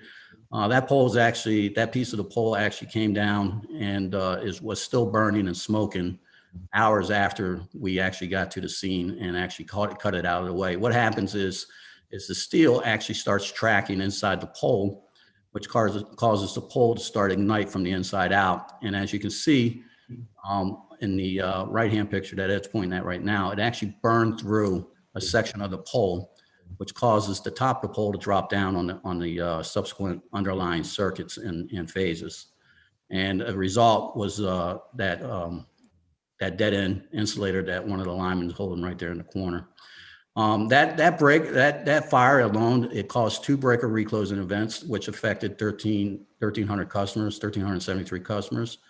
It led to a sustained outage of 2 hours for 174 of them customers, and through field switching and the placement of the reclosers that we did earlier in this project, it reduced that down to an extended outage for 20 customers for 7 hours. Now, granted, no customer wants to be sitting in the dark or sitting without lights for 7 hours, but at least we were able to minimize the effect all the way down to just 20 customers. I just want to jump in here for a minute and give a shout out to our IBEW workforce. So what you're looking at here on the pole on the right-hand side, this is the section that actually burned and failed and fell free, and the top section then fell down. The creativity of our crews, this on the side is actually a temporary splint which they installed. So they actually lifted the top of the pole back up with their equipment and put the splint in as a temporary measure to get the power back on to the customers that we're able to restore. So great creativity, just tremendous work by our team. And what we then did, what they then did, was they set a new pole alongside it while service was restored to as many customers as possible, and then transferred everything over to the new pole and removed the old pole. And that included all the telecom that had to be moved over as well. So just a shout out to them. Now, we wish we had never had the outage to begin with, but the work that we had done to put additional switches in earlier in the year, and then the creativity of the team on the ground out there, specifically the linemen in the air, made a big difference in getting those customers back and minimizing the interruption. And just to reiterate, or just to go back into that pole is actually located on Lake Worth Road.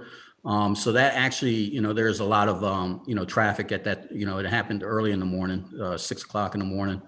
So there, people are rushing to go to work and everything. So the guys are, not only are they trying to restore power and make the fixes that they need to do, they're also watching out for each other and making sure that nobody's getting run over or anybody's driving through their work zone and stuff like that. So I take my hat off to them guys every single day that they're out there. So just to give a little more details of what causes this. So you see on the ground, this is a metal bracket, and this is the older style short insulator. So these insulators will get caked with salt with lengthy onshore winds, and we all get it on our cars. You see it on the car windshields in the morning when you go out. Well, that will also build up on these insulators. And then when you get some moisture, a morning rain or a heavy morning dew, the current will actually track, down that insulator across the metal bracket and then try to find a way to ground. And it might do it through the pole. So that's extreme heat, a lot of current flowing to ground, and it'll actually set the pole on fire. The new system, and I'll let Walt talk about the changes that we're making, which is a little bit more evident here. You can see the work that we're doing, right? So that's correct. So like I said, towards the end of last year, I started out with our own internal crews to begin tackling this project out west. But like I said, due to the sheer magnitude of the project, as I got out there and our teams got out there, we're looking at 1,950 poles that we need to look at and take care of. So, had through discussions with Ed and team members and everything like that, it was just decided that, let's be done with this. Let's get a contractor out there. Not that my guys can't do it or anything like that. They do an excellent job, as you can see through the pictures that we're looking at. It's just a humongous project, and that's the only reason why we're bringing the contractors out there to take care of this. So, like I said, it's a $2.4 million work order that you approved last week, and we issued to Hooper Construction. And there's many tasks that we include. We expanded the scope, because I'm a firm believer that when I go out and I look at a pole, I want to look at that pole one time and then move on. I don't want to have to keep going back out to that pole and everything. So we created the work order to actually have Hooper look at a lot of different things. Now, I'm not saying that everything needs to be done to all 1,900 poles. You know, we want them to go out there and actually and have that latitude to go out there and look at it and do what they got to do to get us where we need to be at. So a few of the things that we'll be doing is removing and replacing steel cross arms with fiberglass cross arms. We're going to remove and replace all the open wire secondary. And open wire secondary is exactly what it sounds. It's bare copper that runs through, you know, behind the houses and in the alleyways and stuff like that. And it's very susceptible to contact, a tree branch or a bird or anything. And it will cause an outage. And we're going to replace that open wire secondary just like we're doing in town with 4/0 triplex insulated wire. We're going to remove any automatic splice sleeves and replace with a compression type. We're going to install animal guards as you might notice throughout town. You'll see the little black wrap around the pole. That's one of the that's part of the animal guard process. And then we have a lot of animal guard that goes up in the air and stuff to keep the birds off and everything. And we install eel guard on the feeders and jumpers, not real eels. It's just what we call it in the industry. It's just a wrap that goes around that. We're going to replace blown and damaged lightning arresters. We're going to remove and replace deteriorated wooded cross arms as needed. Same with poles and transformers. We're going to test all ground rod locations. Maximum 25 ohms is what we want. And then we're going to record that per location. We're repair, replace missing damaged pole bonds. We'll replace broken and missing down guys. Any vegetation management that needs to be done, the crews will notify us and we'll get our excellent Davy crew guys out there and have them clear that vegetation out. Contractor will coordinate all outages. They will hang door notices 72 hours in advance. They'll give us advance notice, at which point we'll work with Franco and his team and get the phone calls going out as we've done with any other of the strip projects. Contractor will be, because this is a lot of backyard areas and stuff like that, contractor will be responsible for all the property and landscaping, grass and sidewalk restoration as needed. Contractor will be responsible for their own maintenance of traffic, MOT permits. And I've actually asked them to give us a substantial completion in 90 business days with a final completion of 110 days. It actually works out to be about mid-July, August timeframe, right before the height of hurricane season starts kicking in.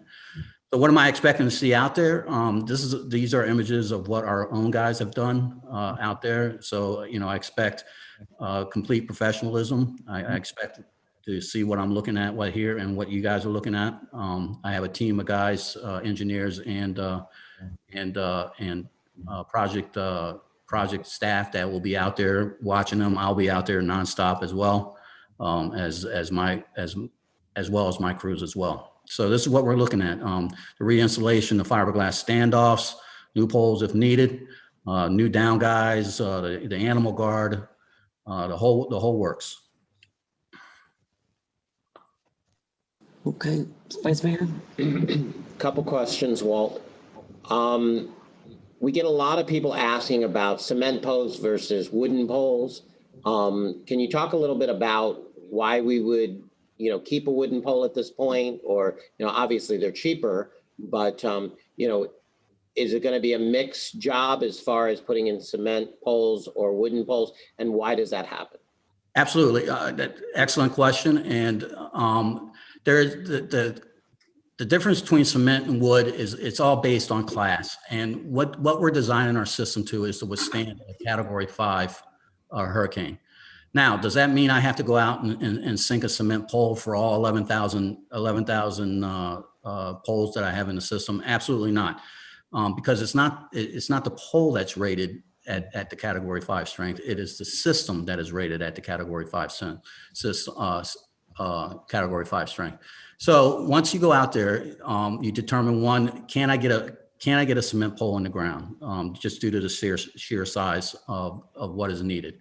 Am I going to be encroaching on somebody's front yard, you know, with a big KIP 8 pole or a KIP 12 pole? which would not be a good situation.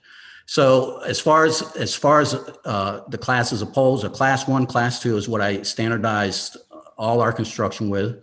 That's all I'll plant in the ground now, so to say. And a class 1 and class 2 pole is equivalent to a KIP 8 on the cement side, and it's also equivalent to, I forget the exact number on the ductile iron, but you'll also see us start putting the ductile iron. So we're going to have a different mix of poles, which are all going to achieve the same exact thing, which is the strength of the entire system to withstand the storm.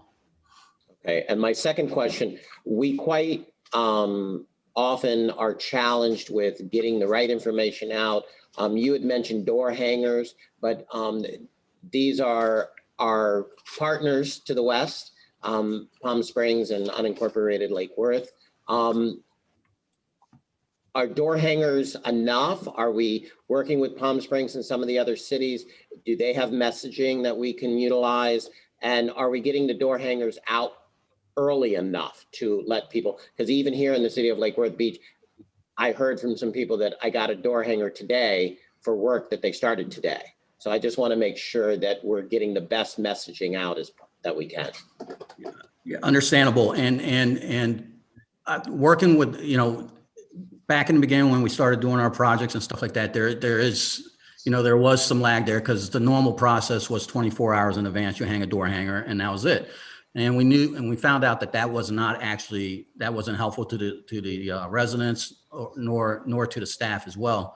And then when, COVID actually kicked it, COVID has actually changed a lot of things, the way we operate, just because of the nature and everybody working at home now, or a lot of people working from home and stuff like that. So it actually helped us out in a way with this pandemic. And when I say that, what I mean is it actually allowed us to focus more on the customer experience rather than just giving them a 24-hour notice. We actually started out with 48 hours.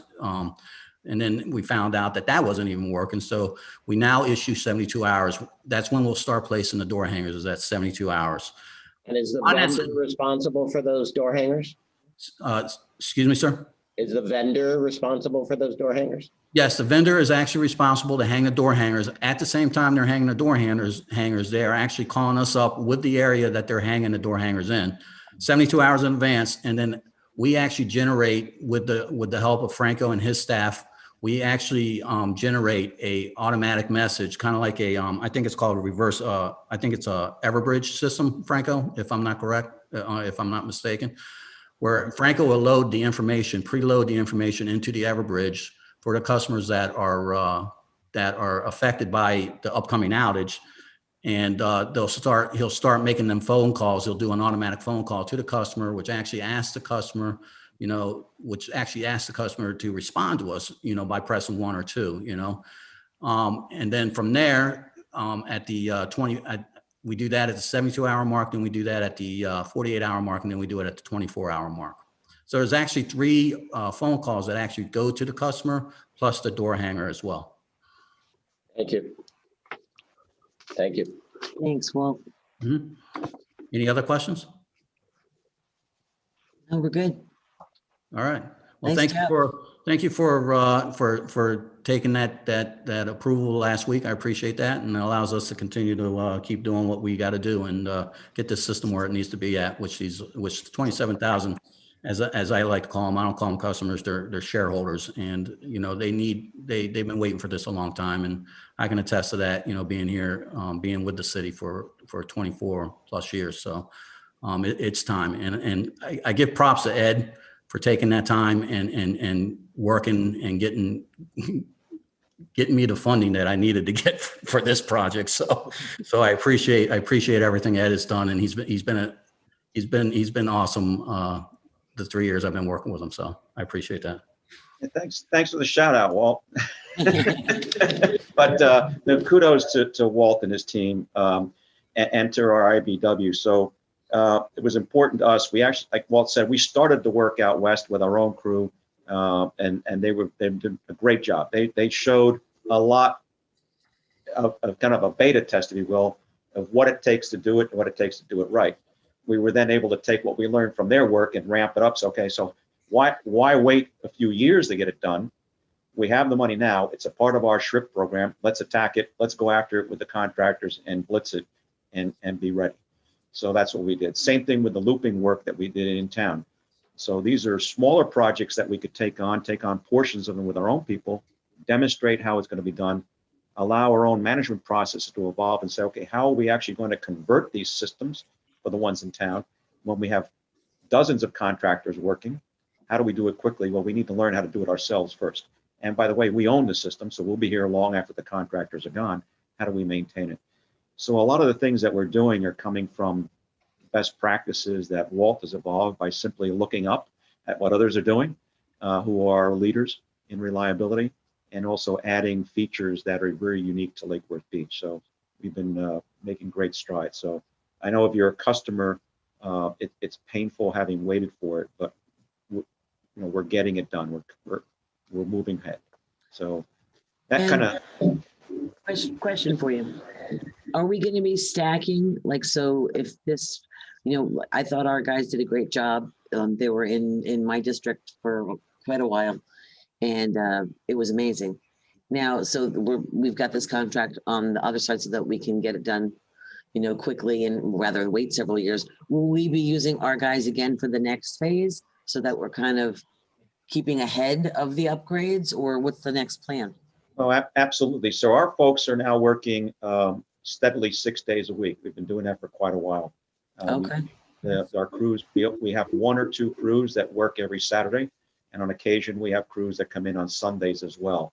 We're focused on what we call capital work, which is the system hardening, reliability improvement work, and that's what they're working on. So they're keeping it moving, which means they're getting a piece of the pie. It's not all going to contractors, and they're working almost as much as they want. The other thing that it does for us is if we do happen to have an outage on a Saturday when our crews are here anyway, they're able to respond even quicker to the outage. So yes, our crews will be heavily involved with the process, but when you look at the magnitude of the work we have to do, and then when you get into the specialty construction, that we don't have resources enough to do that, we have to bring the contractors in. But when Walt talked about some of the concrete poles, we physically don't own the equipment that's necessary to lift. For example, in this picture that's on the screen right now, I believe you see that large concrete pole. That's equipment that we don't have to actually lift those poles into place. So where the design calls for it, we bring the contractors in and use the specialty equipment, but we're doing a lot with our own people as well. No, and I thought too that the poles in the neighborhood where I live, that they were wood poles, but they were twice the size of our old poles. Yeah, you're absolutely right. I call them the big fatties. They were huge. Yeah, they're quite they're large, but they're going to be stronger when the storm comes, right? Oh, I know. I was pleased to see that. And I'm just glad that our guys are doing a lot of these projects. I know for years they've asked to do a lot of this work themselves, and their unions and everybody else have asked about that, and we've made it happen, and I'm very pleased about that. So thank you guys for listening. And thank you for your support and patience in the process. So we knew we had a lot of work to do, but we didn't have our construction specs ready. So even if we said, okay, let's build it, well, what's the specification? What's the design going to look like? What size poles? What size wire? Where? How? So all of that pre-engineering had to be done to get ready to do it. Then of course we had to purchase the equipment so they'd have enough stuff to install. So there was an awful lot that went into just getting ready. And of course, then getting our pole attachment agreements correct with our telecom providers who are on the same pole. So we understand, well, how are we going to move them off the old pole to the new pole? And whose pole are we building? Are we rebuilding their pole or our pole, and how's it going to be paid for? So it was a lot that went in. Yeah, it was like getting ready to get ready and hurry up and wait. But it's been very frustrating waiting, but the trucks are rolling, and they've been rolling for the past year. And even before we got all of the SHRIP funding available, and now it's going to be rolling a lot quicker. Over the next 2 years, you can see this work going on at 6th Avenue, off of all the circuits coming out of 6th Avenue South, 7th Avenue North, and of course the Canal Road station, which will be completely rebuilt as the new tie line comes in out there. So just a massive amount of work, an investment like people haven't seen in many, many, many decades probably since the system was built in what we're doing here. Excellent. All right, let's take a quick break and then we'll resume with our next presentation. Thank you. Let's recess.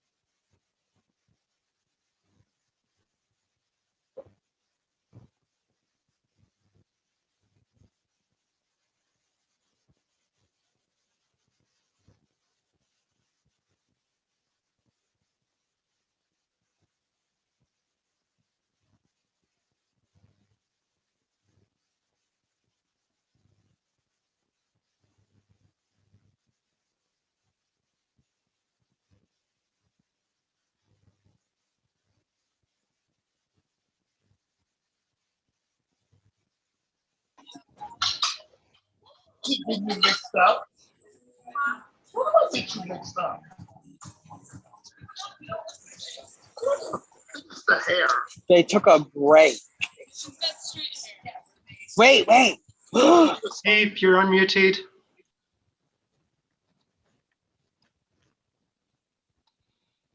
I see everybody.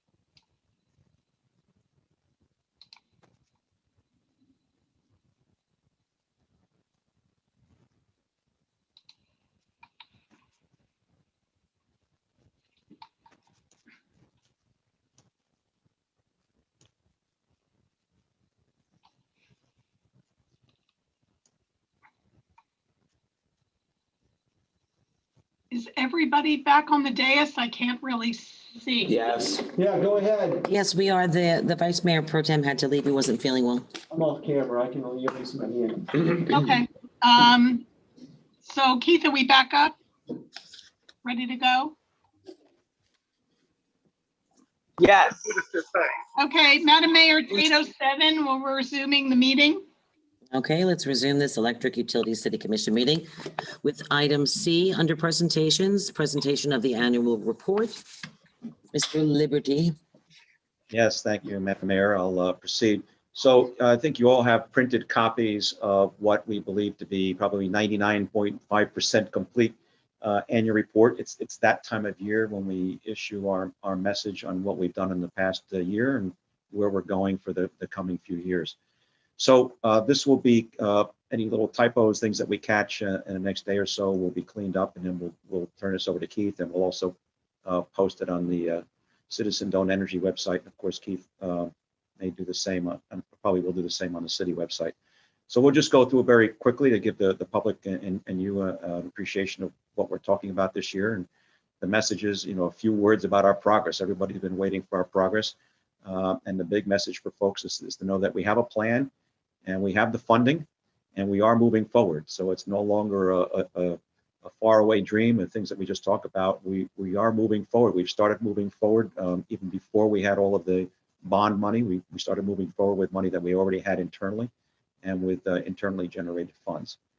The message from the director talking about reliability improvement, and I'm not going to read through this all in great detail tonight. Certainly people could read that without me reading it to them, but we continue to make progress on system reliability, and we have a number of large projects that are in the planning process and engineering process, material procurement, and construction and award process. So folks have already seen crews out there on the road doing work and in their backyards and in their front yards in some cases, and it's all moving forward, and that's going to now ramp up even more in the coming weeks and months.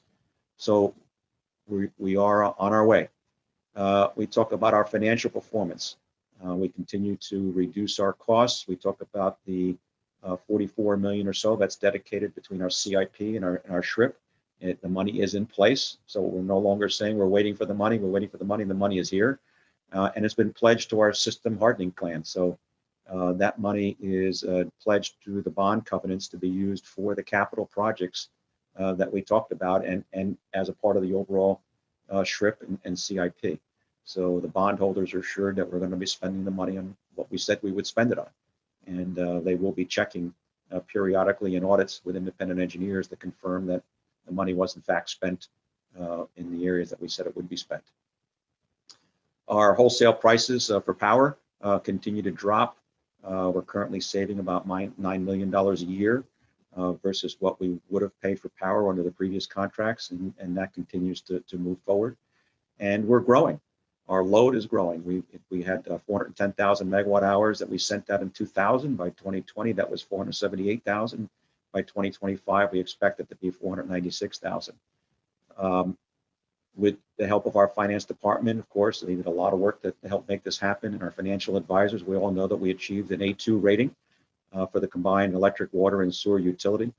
We raised $100 million. It took a lot to present good packages to the investor community and the rating agencies and achieve that A2 rating, which is an investment grade rating. So it's a sound, a reinforcing message, a sound message from the rating agencies on what they believe our utility revenues will be and the way that we're managing our utilities, not just electric, but water and sewer in this city to justify that rating.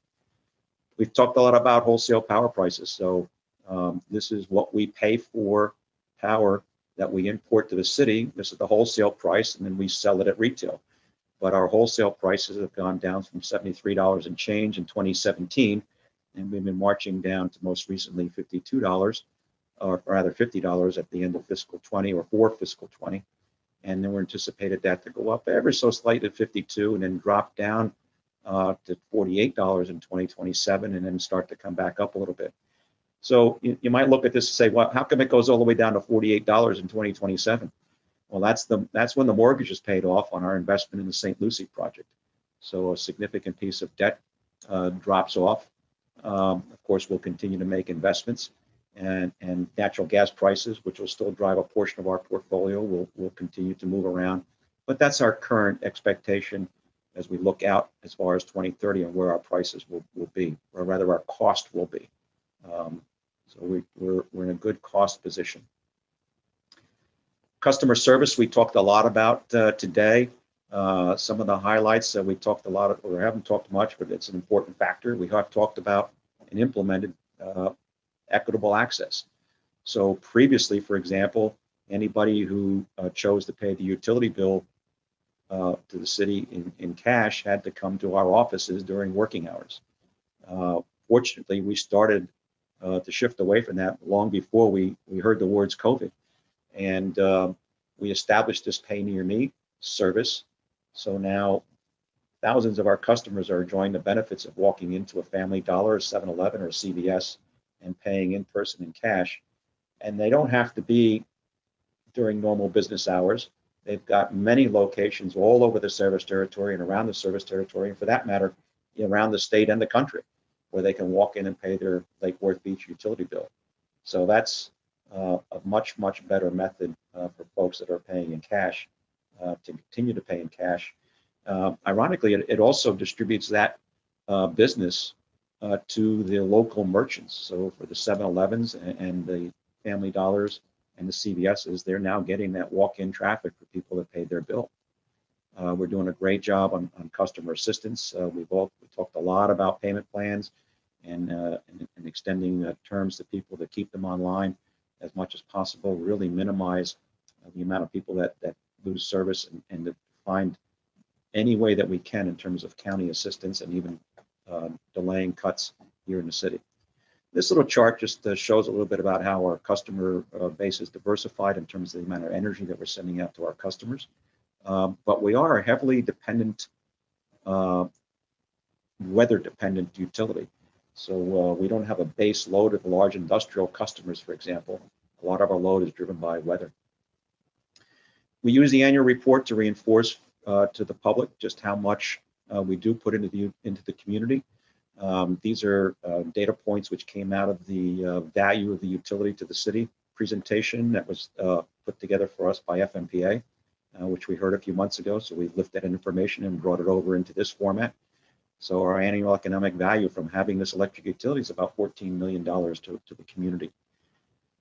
We talk about the amount of money that we've put in. This little chart shows the amount of infrastructure investment that we made in the electric utility just in the past 3 years.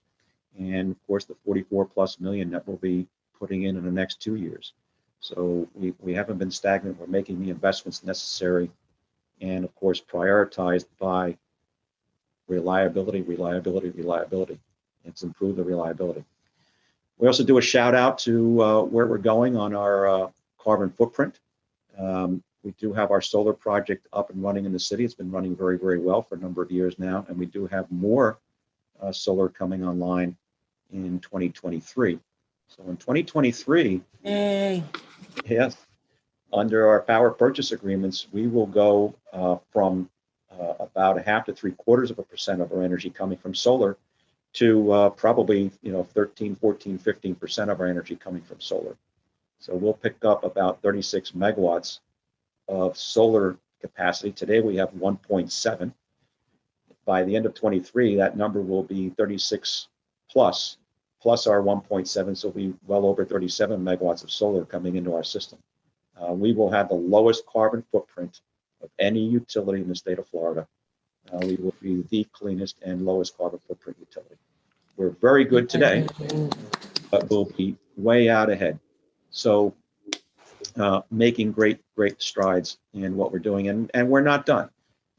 We talk about more solar. We are pretty close to the maximum amount of solar that we can take during the daytime, given that we don't yet have the ability to store it.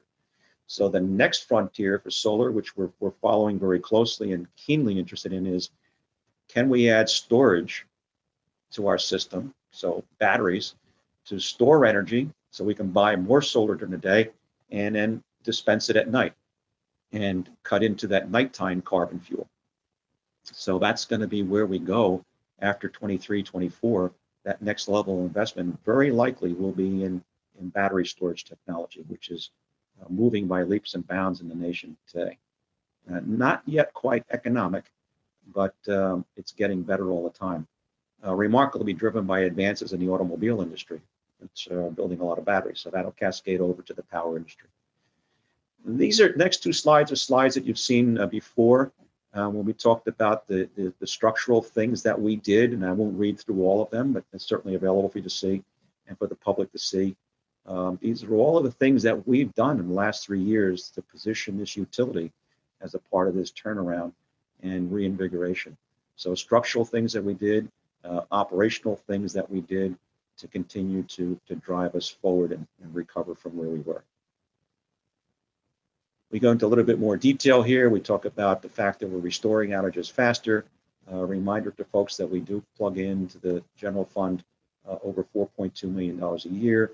There is a value, particularly in the current administration. One imagines that the value of carbon offsets will be more and more evident. We currently expect that we're generating about $1.7 million a year in value of clean energy. Another $4 million a year into our local community, whether it's contributions in terms of the payroll, the housing, the things that we support in the community. It's very important to point out that we do have local control here. We have control of our own destiny, our own utility. And just as in everybody in the state needing electricity and everybody in the state wanting to have a cost competitive product, we have a cost competitive product, and it's a very low carbon footprint product. So that's a part of our brand. That's a part of the image. That's a part of who we are. We don't make believe with it. We really are focused on the environment here in Lake Worth Beach. And our energy supply reflects that. So we're moving in that direction. And of course, the back cover. So this will be printed approximately 8.5 by 11. 8 by 11, it'll be the approximate size, multicolor. It'll be available online first. We're not going to print thousands and thousands of copies because that's probably not appropriate. But we will have a limited number in print version that commissioners can use and be available for the public. But again, this will be on the website for everybody to see. And that concludes my comments on the annual report. Vice Mayor? Ed, on behalf of Commissioner Bloxton, her name is spelled with a C, not a K, before we push it out. Yes. Oh my goodness. Sorry about that. And my last name is Blockson. Exactly. So please Okay. as well. So I take responsibility for that. I proofread this, but I scanned right over that, and I assumed that it was copied and pasted correctly from other documents. I hope I'm not off your holiday Christmas card list, but I will get that. I'm so sorry about that. I will fix that. And my name is TRI. No, I'm just kidding. Believe it or not, I get a lot of different variations. Oh boy. I am so excited about the projects that are coming up and our STRIP program and everything that you've highlighted here. Also that our rates will continue to be low and at parity. And looking forward to a conversation in the future about our commercial rates in the next couple months. And yes. Okay, so make sure that's on. That conversation is coming. We are awaiting finalizing our audited financials, so we have a very good handle on our fund balance, and then the subsequent modeling, cash flow modeling, which will take place with Stantec. Leidos, who's our rates consultant, has pointed out a lot of things that they suggest that we fix. We want to do things in an equitable way. We want to do things as much as possible in a what we call revenue neutral way. So if we need to make some increases in some areas, maybe it comes with a corresponding decrease in other areas. So we want to make sure that we do it correctly. So fortunately, the significant savings past the wholesale power contracts is giving us a lot of latitude in recent years to not only achieve parity 2.5 years ago, but also maintain our rates without having to do rate increases. That's been very important to us. But we do know that residential is very, very competitive right now within 2.5% of the competition locally. The commercial is a little on the high side, so we're looking very closely at what we can do, particularly for the commercial accounts. that are open, providing employment, and helping the community because they're there providing services every day. Not the least of which is employment, right? We still have our incentives in place for new companies that come in with X amount of jobs. They get incentives. Yeah, yes, we do, Madam Mayor. And as a matter of fact, we just approved and issued and then probably cut checks in the last week or so to the Bodegon supermarket chain for the work that they've done in the new employment and the work that they've done. So they've been on a multiple years, they've received the incentive. So that program is still in place. Yeah, I think we might want to really, because we're seeing so much new investment in the community, it might be behoove us to do some sort of presentation or video or something of that kind to kind of explain it, that people can go on and download the video and watch it with their companies. Mm-hmm. Okay. Madam Mayor, if I could. Please. When you look at this and you remember back to when we started the journey, the electric utility, the fight that was going on was, let's get rid of this thing because it's the biggest reason people were leaving the city, didn't want to come to the city, or had something bad to say about the city.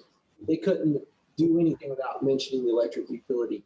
And because of the vision and the hard work that y'all as policymakers, I remember this blocks in with the CK, and the electric board that we created to help figure out what we were going to do coming out of FMPA and going out for looking for contracts for power, and the struggles we've had fixing various parts of the city to finally get to the point where the electric utility is well on its way. It's price competitive. It's no longer the disincentive, but it's a valued asset. It's becoming a brand that's going to be an incentive for businesses and people to come here because they want to be part of Lake Worth Beach and the fact that we have the lowest carbon footprint. It's a source of pride for the residents who are the owners. As Walt said, they're the shareholders. They don't have to do anything on their house. They don't have to do anything other than be a part of the system. They own it and they get that carbon, cred automatically by living in the city. And to see how we've come this far to where we're now investing significant amounts of money, and kudos to y'all for approving these bonds to fuel the work that Ed just laid out here so eloquently and is documented in this book, that none of the economic development you would be seeing of companies coming here or developers, none of that would be happening without this core fundamental service that y'all are responsible for, that y'all are responsible for its turnaround having happened. And kudos to the staff, the long-standing, staff that have been here a long time that have suffered through and now are seeing the rewards of their commitment and long service towards this utility in the city. And to Ed and the team he's pulled together, I could not imagine a better outcome, a better report, a better group of people, and a better city than what y'all been able to pull together. And this team has done it. I don't care what anybody says. That's the fact. That's the truth. You can bank on it. And this is part of the reason this city is going to continue to be successful, and a place that has value and excitement and a reason for people to come here and join us. And it's happening. And you're building that city that you dreamed of. This is an amazing, it can't be overstated. Thank you, Ed. Thank you, Ed. Thank you, Ed. Thank you, Ed. Well, on behalf of the team, you're welcome. And thank you for your continued Looking forward to next year. hard-earned demonstration of commitment by all of you to supporting this function. But wait, there's more. Wait. We have public participation of non-agenda items and consent agenda items. Madam City Clerk, Deputy Clerk. Madam Mayor, we have no public comment this evening. Okay, then I'll entertain a motion for approval of the minutes. So moved. Second, Second. all those in favor? Aye. All those opposed? Motion carries unanimously. Consent agenda. Motion to approve. Second, Second. all those in favor? Aye. New business, Resolution 06-2021 and local funding agreement, Florida Department of Transportation for signalization and street lighting improvements along Dixie Highway between Lake Avenue and Lucerne. I'll entertain a motion. So moved. Second, Second. any public comment cards? Deputy Clerk?